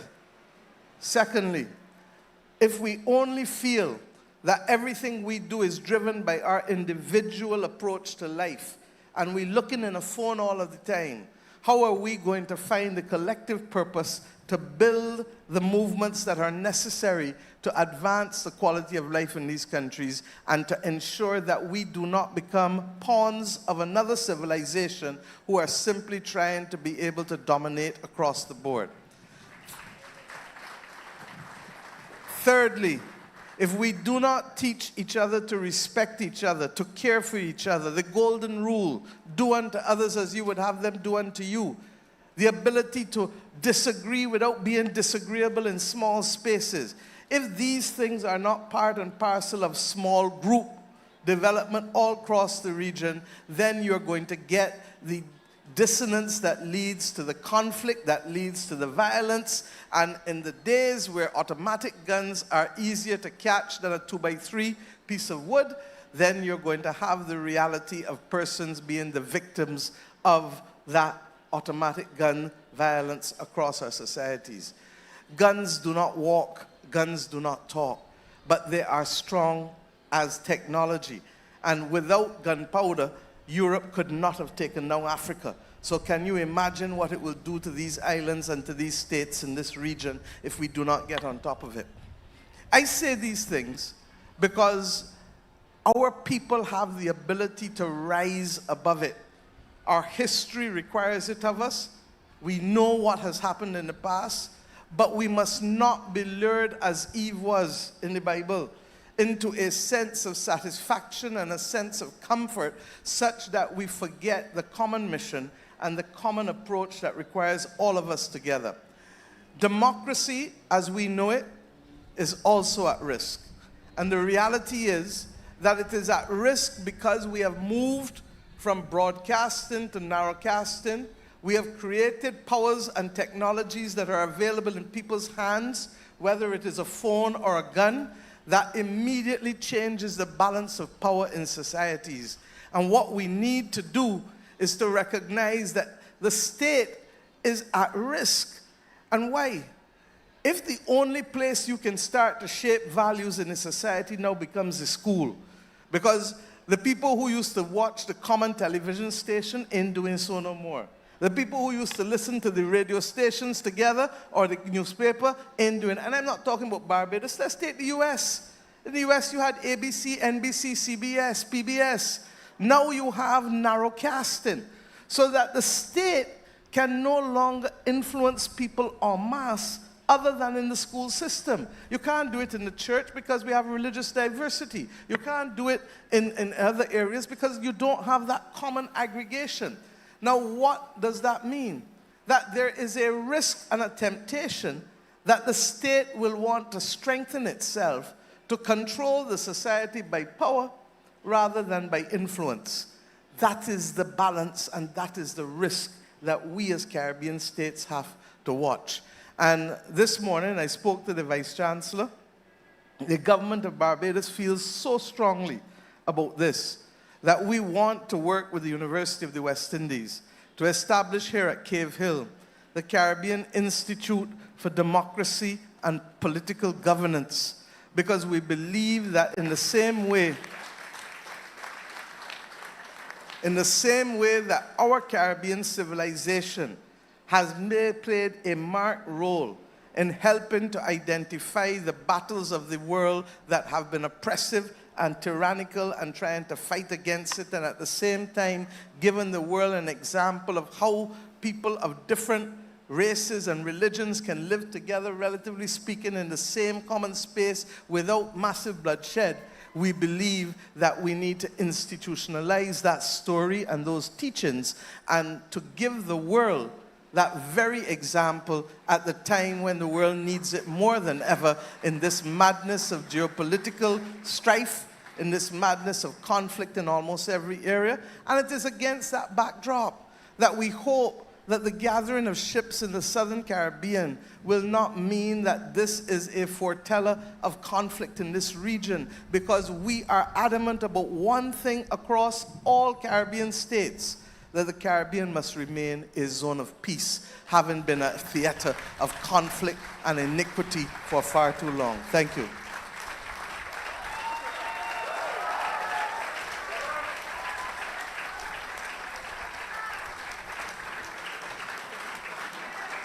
Yes, thank you very much, Prime Minister Motley. And using the prerogative of the chair, this is why Prime Minister Motley is held in such high regard, not only in the Caribbean region, but globally. Because in a nutshell, she brought it all together about why we need to fix our education system. So, for example, we stopped quarreling about which colonizer was better. You know, we think that ours was better than the one over there. We really ought to be talking about how, as descendants of colonizers, all of us, it shouldn't matter what language we speak, because our experience was the same. So I want to pay enough respect to Prime Minister Motley. I want to ask PM Gonzalez to wrap up his conversation on Caribbean civilization and how it is evolving, and what role he sees in the cooperation, collaboration among nations, the integration that we're trying to build. How can we elevate, how can we strengthen that to ensure that it is supportive of the evolving Caribbean civilization, bringing everybody around the table? Thank you. First of all, we need to recognize that any civilization which has to be sustained requires a material base appropriate to the purpose, which means that we must have the requisite economic arrangements in place and the levels of productivity. So that's first of all. You can't have a civilization which is not sustainable in an economic sense. Secondly, what emerges is that we have shared experiences, but those shared experiences must be structured institutionally into shared expressions. That is why we have the OECS, that's why we have CARICOM, that's why we have the ALBA, the Association of Caribbean States, CELAC, and the like. So that's second, very important. Thirdly, what is the purpose of all of this? The purpose really, in the final analysis, is to make a whole daughter and a whole son out of the history of compromises which have made us. I'm not saying that we must make a perfect daughter and a perfect son. It's a whole one. You can be imperfect but yet whole. And how are we going to do this? We first of all have to ask our mother and our father. We have to ask our grandparents, and we have to ask our daughter and our son. We have to ask, why is it that we speak in a language in which we do not necessarily think? We have to ask ourselves how the whole thing runs. And finally, to understand how the whole thing runs, you have to come home to yourself. We have to come home to ourselves. A recognition that while we are not better than anyone, no one is better than us. We have to appreciate that we, all of us, in the civilization, on the sustainable economic base, we are all time. But only the future is ours to desecrate, because the present is the past. And of course, as the ladies would say, the past is our father's mischiefs. A little bit to the mothers too, but largely the fathers. We have to know how to interface well with the external world. We have to understand the sea. An island and seaboard civilization has to focus very much on the sea and the resources of the sea, including the resources of the deep seabed, which is the next frontier. Spaces, but beyond that, the resources of the sea. In Jamaica, we have the International Seabed Authority. We don't make enough use of what we have in our own domain. I want to suggest too that we need to put together in every single territory, every country in CARICOM, in the region, in CELAC, an advisory, a science and advanced technology advisory council, a science advisory advanced technology brains trust. You put it together. We have to join with the young people who are addressing this technology in order to fuel our further advancement and our further development, always remaining true to our tried and tested uplifting values of our Caribbean civilization, which is a civilization of nobility. And the mayor spoke towards a number of issues, even at the local level, and the individualism is important, and we have to protect the individualism, but the individualism cannot be, for our civilization, what I call an atomized individualism. It has to be a social individualism, and the social individualism is built through solidarity. Without solidarity, we cannot optimally advance our civilization. And as we have seen here today, the women, in addition to the young, are vital in this. In the early 1940s, something which was written by a Barbadian poet, an extraordinary man, Hilton Vaughan, and in using the Caribbean woman as a synonym for what is magnificent in our civilization, we are redefining ourselves as we came out of the 1930s anti-colonial uprisings. And he says very pointedly to a beautiful Caribbean woman, which represents, as I say, it's a metaphor for the further ennoblement of our civilization. Turn sideways now and let them see what loveliness escapes the schools. Then turn again and smile and be The perfect answer to those fools who always prate of Greece and Rome, the face that launch 1,000 ships and such like things, but keep tight lips for burnished beauty nearer home. Our Caribbean civilization. Thank you. Thank you very much, Prime Minister. If I may, very quickly, I'm going to have a closing point here, but I think it may appropriately come after Ralph. Our problem is scale. If we don't have scale across our countries, we will not have the transformation. And it bothers me deeply that we're not yet at a stage where we recognize that we're going to have to use different media to reach people. It's no sense quarreling about the fact that the people out there and they ain't listening to the things that we want them to listen to. Last Saturday, I brought together Machel Montano, Atikan, Mikey Bennett from Jamaica, and a number of songwriters and artists in Barbados. Because ultimately, our preachers, our teachers, our politicians were the ones who carried sway in the past. But the people who carry the greatest sway today, whether we like it or not, and who have not necessarily come to the task of leadership willingly, are our artists and our sportsmen. They are global movers. Nobody asks them for a visa when they're good.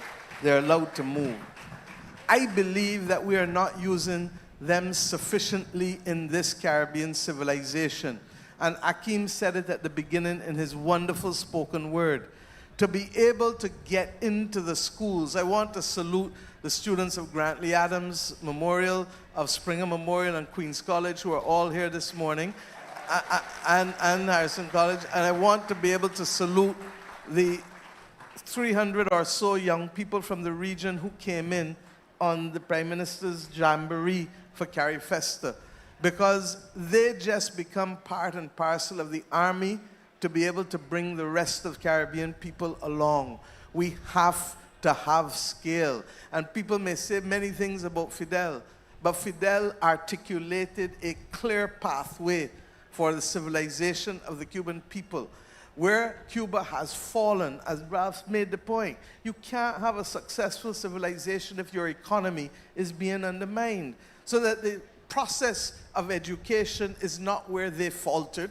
It is the process by which they can support their people with food and medicine and different other things. And it is as a result of the fact that a prison wall has been placed around them with the sanctions that have been there for over 6 decades, which quite frankly are nothing short of criminal.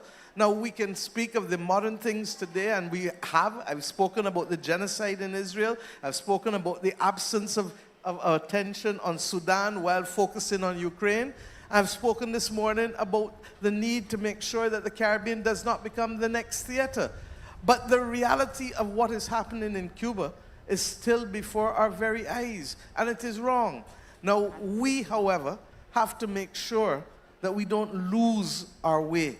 And the quickest way to make sure we don't lose our way is to get the scale, to get the majority of our people sensitized. And in a time when there is narrowcasting and not broadcasting, it becomes even more challenging. We need to change the modalities and use those who already command their attention and their ear. Thank you. Thank you very much, PM Motley. I want to invite both Ambassador Suma.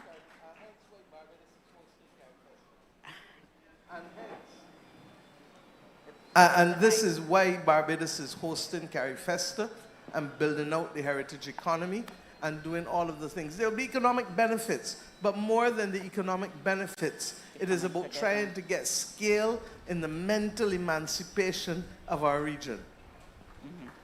Thank you very much. I would want to invite Ambassador Suma and then Professor Beckles to give your closing, and then we will wrap this up as we've effectively run out of time, but we will. It's an excellent conversation. Thank you very much, Chair.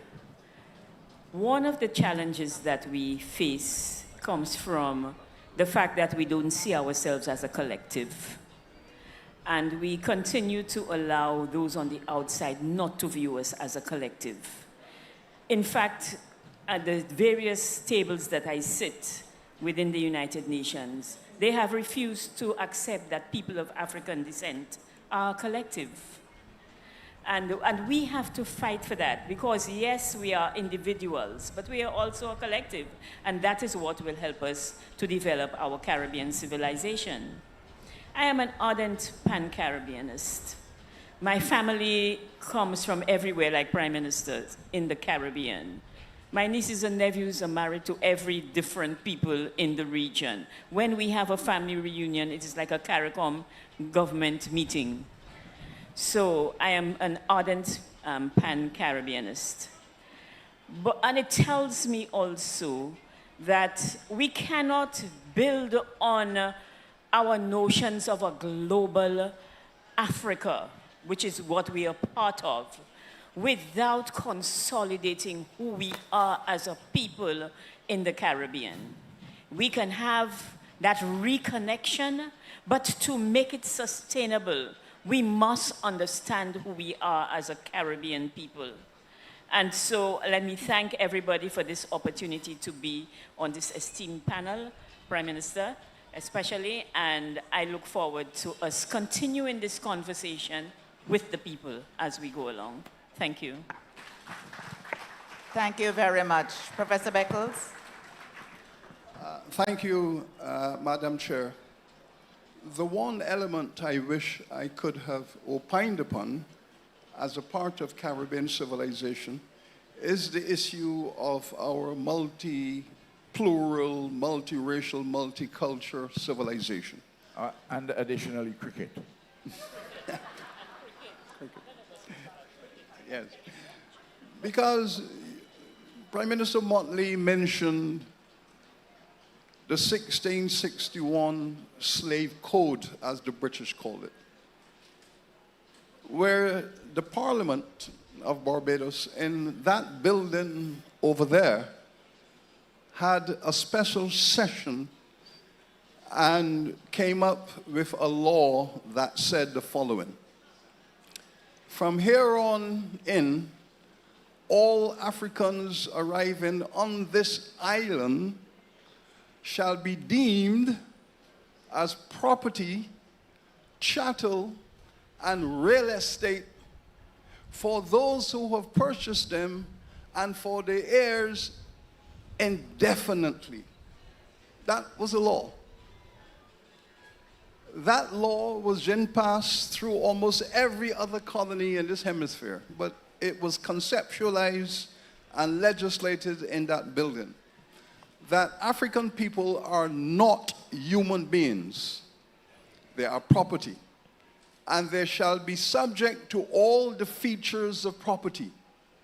Meaning, you could buy them, you could sell them, you could purchase them, you can mortgage them, you can use them as currency, you can use them as collateral for contract purposes. All the features of property shall now be applicable. It is nothing more than a miracle that those of us who are the descendants of that law and that history have come to the moment of realization where we say, no, all people are equal and their humanity shall be protected, and that we, the black people, are the ones who are saying that. We are saying that we're going to turn that history around and we should define all people as human beings with equal rights, and no one should be treated, as Prime Minister Motley says, no one should be treated unfairly. As proof of that, let me tell you how the CARICOM Reparations Commission was established. Ralph Gonsalves placed a proposal before the heads of governments asking for the establishment of a CARICOM Reparations Commission to speak about injustice and repair. Ralph Gonsalves is a poor white indenture from Portugal, a Portuguese indentured servant coming here and giving us a prime minister. Sitting in the chair of that heads of governments meeting was Kamla Bissessar, a Hindu indentured servant from India whose parents came to Trinidad, grandparents to find work. So here we have it, a reparations commission proposed by a poor white and endorsed by a Hindu princess who said, and still a poor white. Who said, I want every head of CARICOM to approve this, and all the governments of CARICOM took direction from the Hindu princess of Trinidad to pass the proposal. So here we are, black people, with our reparations commission conceptualized and approved by a Hindu and a Portuguese. But we're all fighting for the same cause and purpose, and I want to emphasize that. So that I want to develop the point Prime Minister Motley says, that we are committed to our Caribbean civilization as a place where everyone should be treated fairly and justly, irrespective of their race, color, or class, because this is the fundamental feature of Caribbean civilization. And my thing is not working very well, and it gives me an opportunity to quote Bob Marley. The first time I saw Bob Marley was in Jamaica in 1979, that was 45-something years ago. And Bob Marley came on stage, and the system was not working. And he became frustrated, and he said, have you noticed that every time poor people come together to have a nice time, the sound man does mess up things?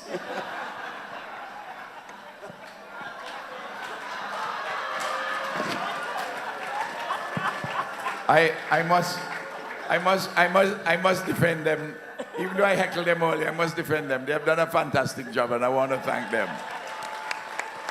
And let me just say this.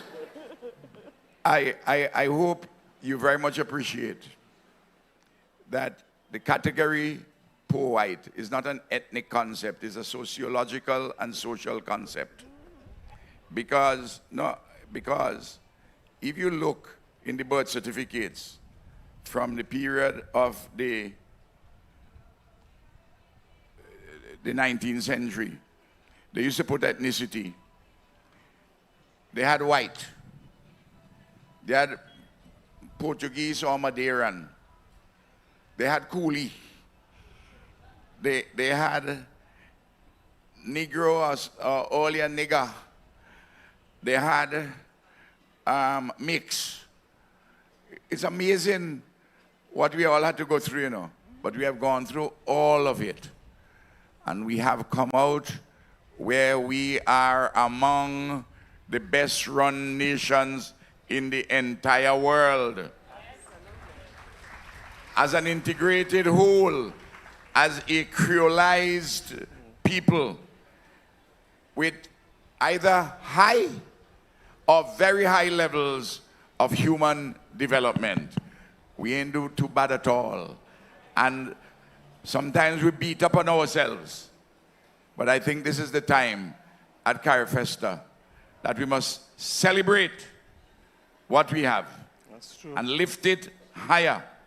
I want to thank Mia and the government of Barbados. I wrote her a letter because I heard rumblings that some people were saying, as also in St. Vincent, we sent here nearly 150 persons. And there are always persons who say, how much this thing costs?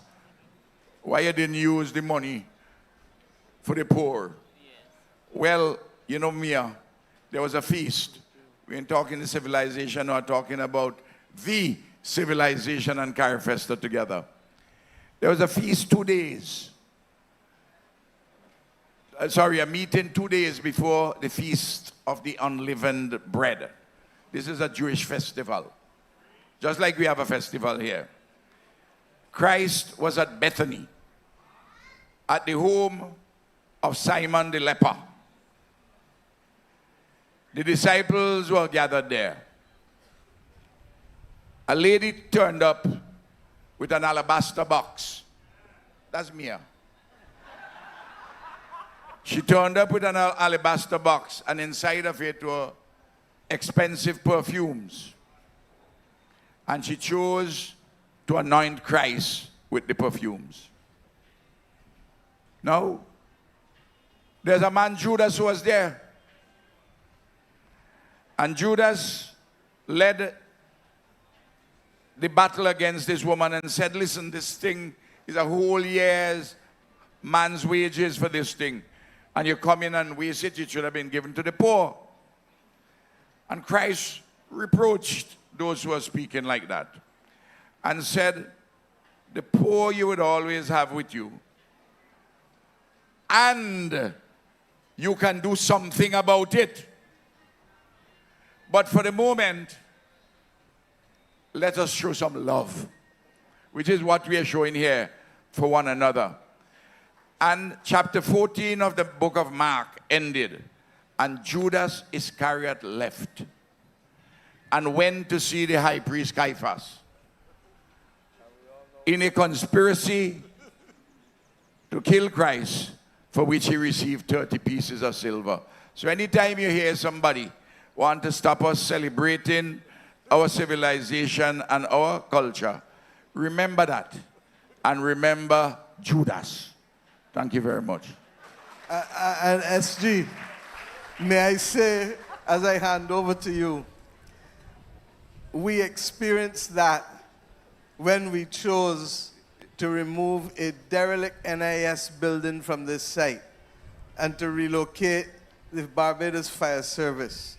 Because for too many years, Bajans did not know where Golden Square was, irrespective of the fact that Golden Square was the place of the rebellion of the 20th century that led to the establishment of our first political party within months, just a few hundred meters from here, that led to the establishment of the Barbados Workers' Union within 4 years thereafter, and that effectively led to the modern Barbados. And that is why this conversation in CARIFESTA 15, 87 years after people lost their lives on this site and across Bridgetown, would be the most appropriate place for us to recommit to democracy, recommit to Caribbean civilization, recommit to putting our people above all else in all that we do. The only problem that we have is to bring scale to the equation and not just look at the economic prosperity, but the mental and psychological strength that is needed for that solidarity of which Ralph spoke. So I hope that the rest of you have a wonderful CARIFESTA 15. I'm told that the place mashed up last night in Botanical Gardens. I'm told that the fashion show is on Broad Street. So if you're left in Golden Square, make it to Broad Street and see the beauty and flair. If I was David Rudder, I would sing about the Caribbean woman in Bacchanal Lady, but I cannot. So over to you, SG. Thank you. Thank you very much, Prime Ministers and other distinguished panelists. Ladies and gentlemen, I'm sure you will agree that we have heard powerful reflections today on the complexity, creativity, and resilience of Caribbean civilization, from our histories of struggle to our vibrant cultural forms, from our intellectual traditions to our diasporic connections. We can conclude that the idea of Caribbean civilization is about where we've come from, who we are, and where we are moving ourselves forward as great cultural icons from Jamaica, Rex Nettleford, from America, African American, James Baldwin, both reminded us, if we know from whence we came, there is no limit to where we can go. On behalf of the organizers, I want to thank you for starting this big conversation. We are anticipating that the run of the conversations will be excellent, and we're looking forward to it in CARIFESTA henceforth. Thank you, audience, for your engagement. Thank you, everybody. Have a great Carifesta.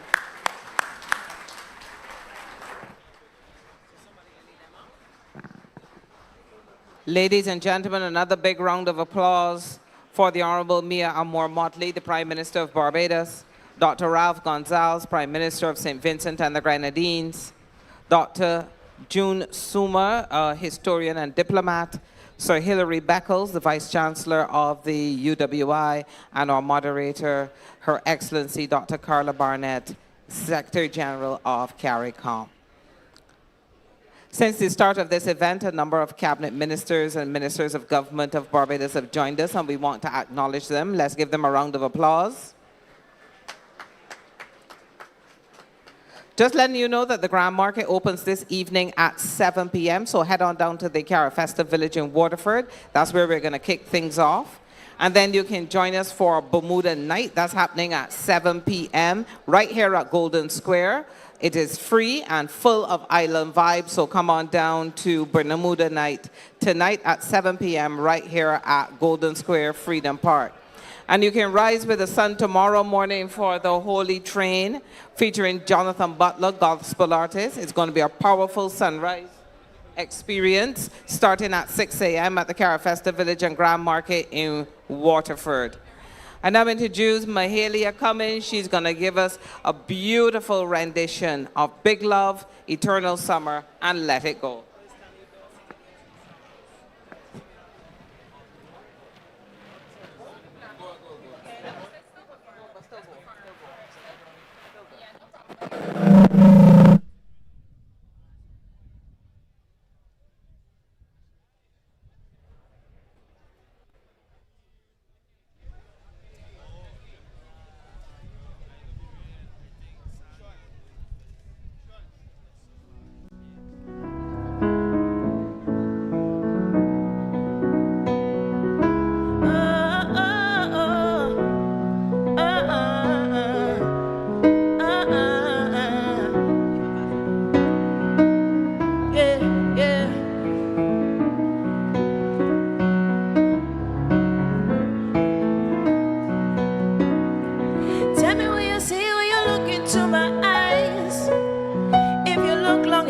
Could see me fly to Caribbean skies, land safe in a place that is paradise. Oh, that I will always come home, where the people are my heart and soul, and I can never feel alone.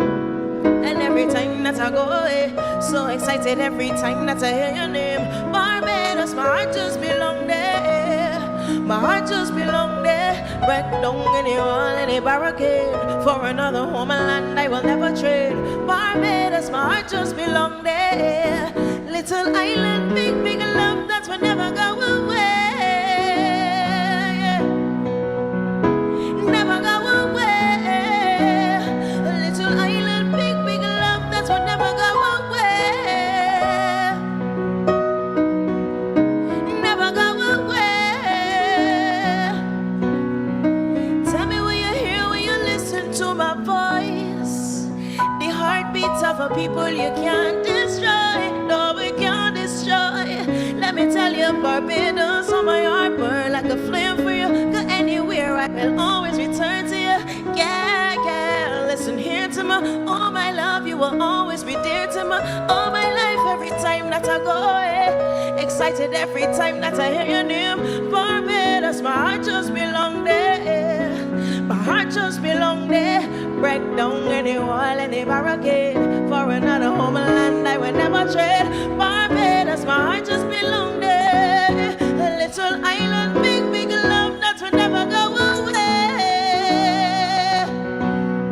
Oh, it will never go away. This little island, big, big love that will never go away. Never go away. Everybody not here for Carifesta? In my heart forever. I love you forever. You are in my heart forever. I love you forever. You are in my heart forever. I love you forever. You are in my heart forever. I love you. excited every time that I hear your name. Barbados, my heart just belong there. My heart just belong there. Break down any wall, any barricade for another homeland I will never trade. Barbados, my heart just belong there. A little island, big, big love that will never go away. Yeah, never go away. Carry come, carry festa, never go away. Yeah, yeah, never go away. Little island, big, big love, never go away.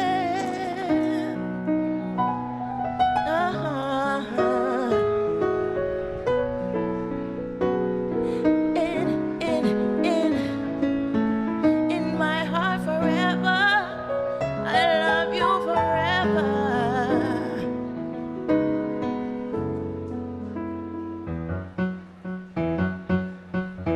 So as you go where you're going now from here, I can send you on your way with positive energy. If you were at the opening ceremony last night, you would have heard this one. So now you're gonna hear it in its entirety. So just feel free to free up yourself and let it go, right? Let me go. Hey, stand firm like a soldier, the world on your shoulder, you're feeling like the boat sinking.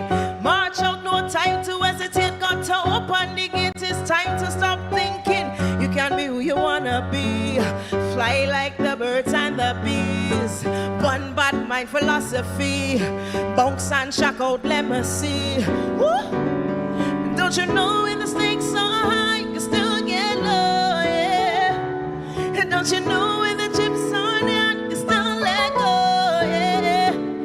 Just lively up yourself, show me you know. Shout out the anthem, oh, shout out the anthem, oh. When I'm ready, let it, let it, let it, let it, let it, let it,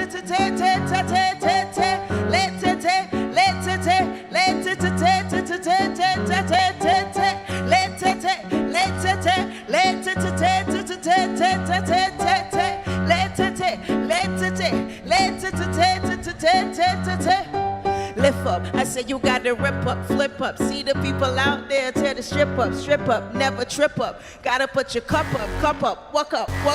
Are we gonna lock the block up? Take it and shake it in here and outside in the alley. Here we so wide awake, we about to get rowdy. When you're ready to escape, just pop in your mixtape. You rocking the streets of cars and the earthquake. Don't you know when the stakes are high, you still get low. And don't you know when the chips are down, you still let go. Lively up yourself, show me you know. Shout out the anthem, hey. Just shout out the anthem, hey. When I'm ready, let it, let it, let it, let it, let it,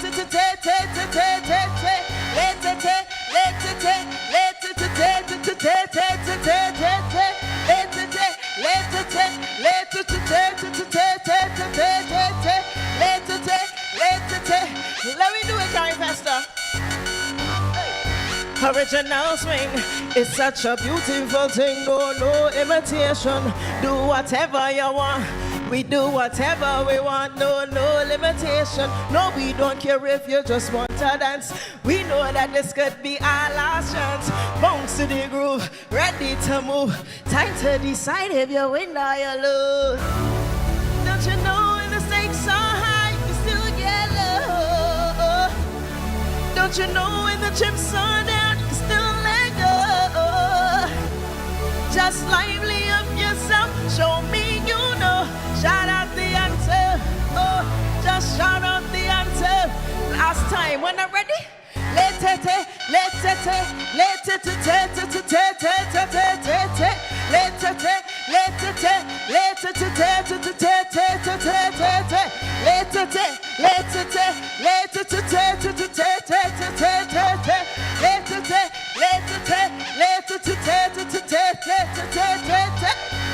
have a wonderful day, ladies and gentlemen. Enjoy the rest of Carrie Festa 15 from Barbados with love.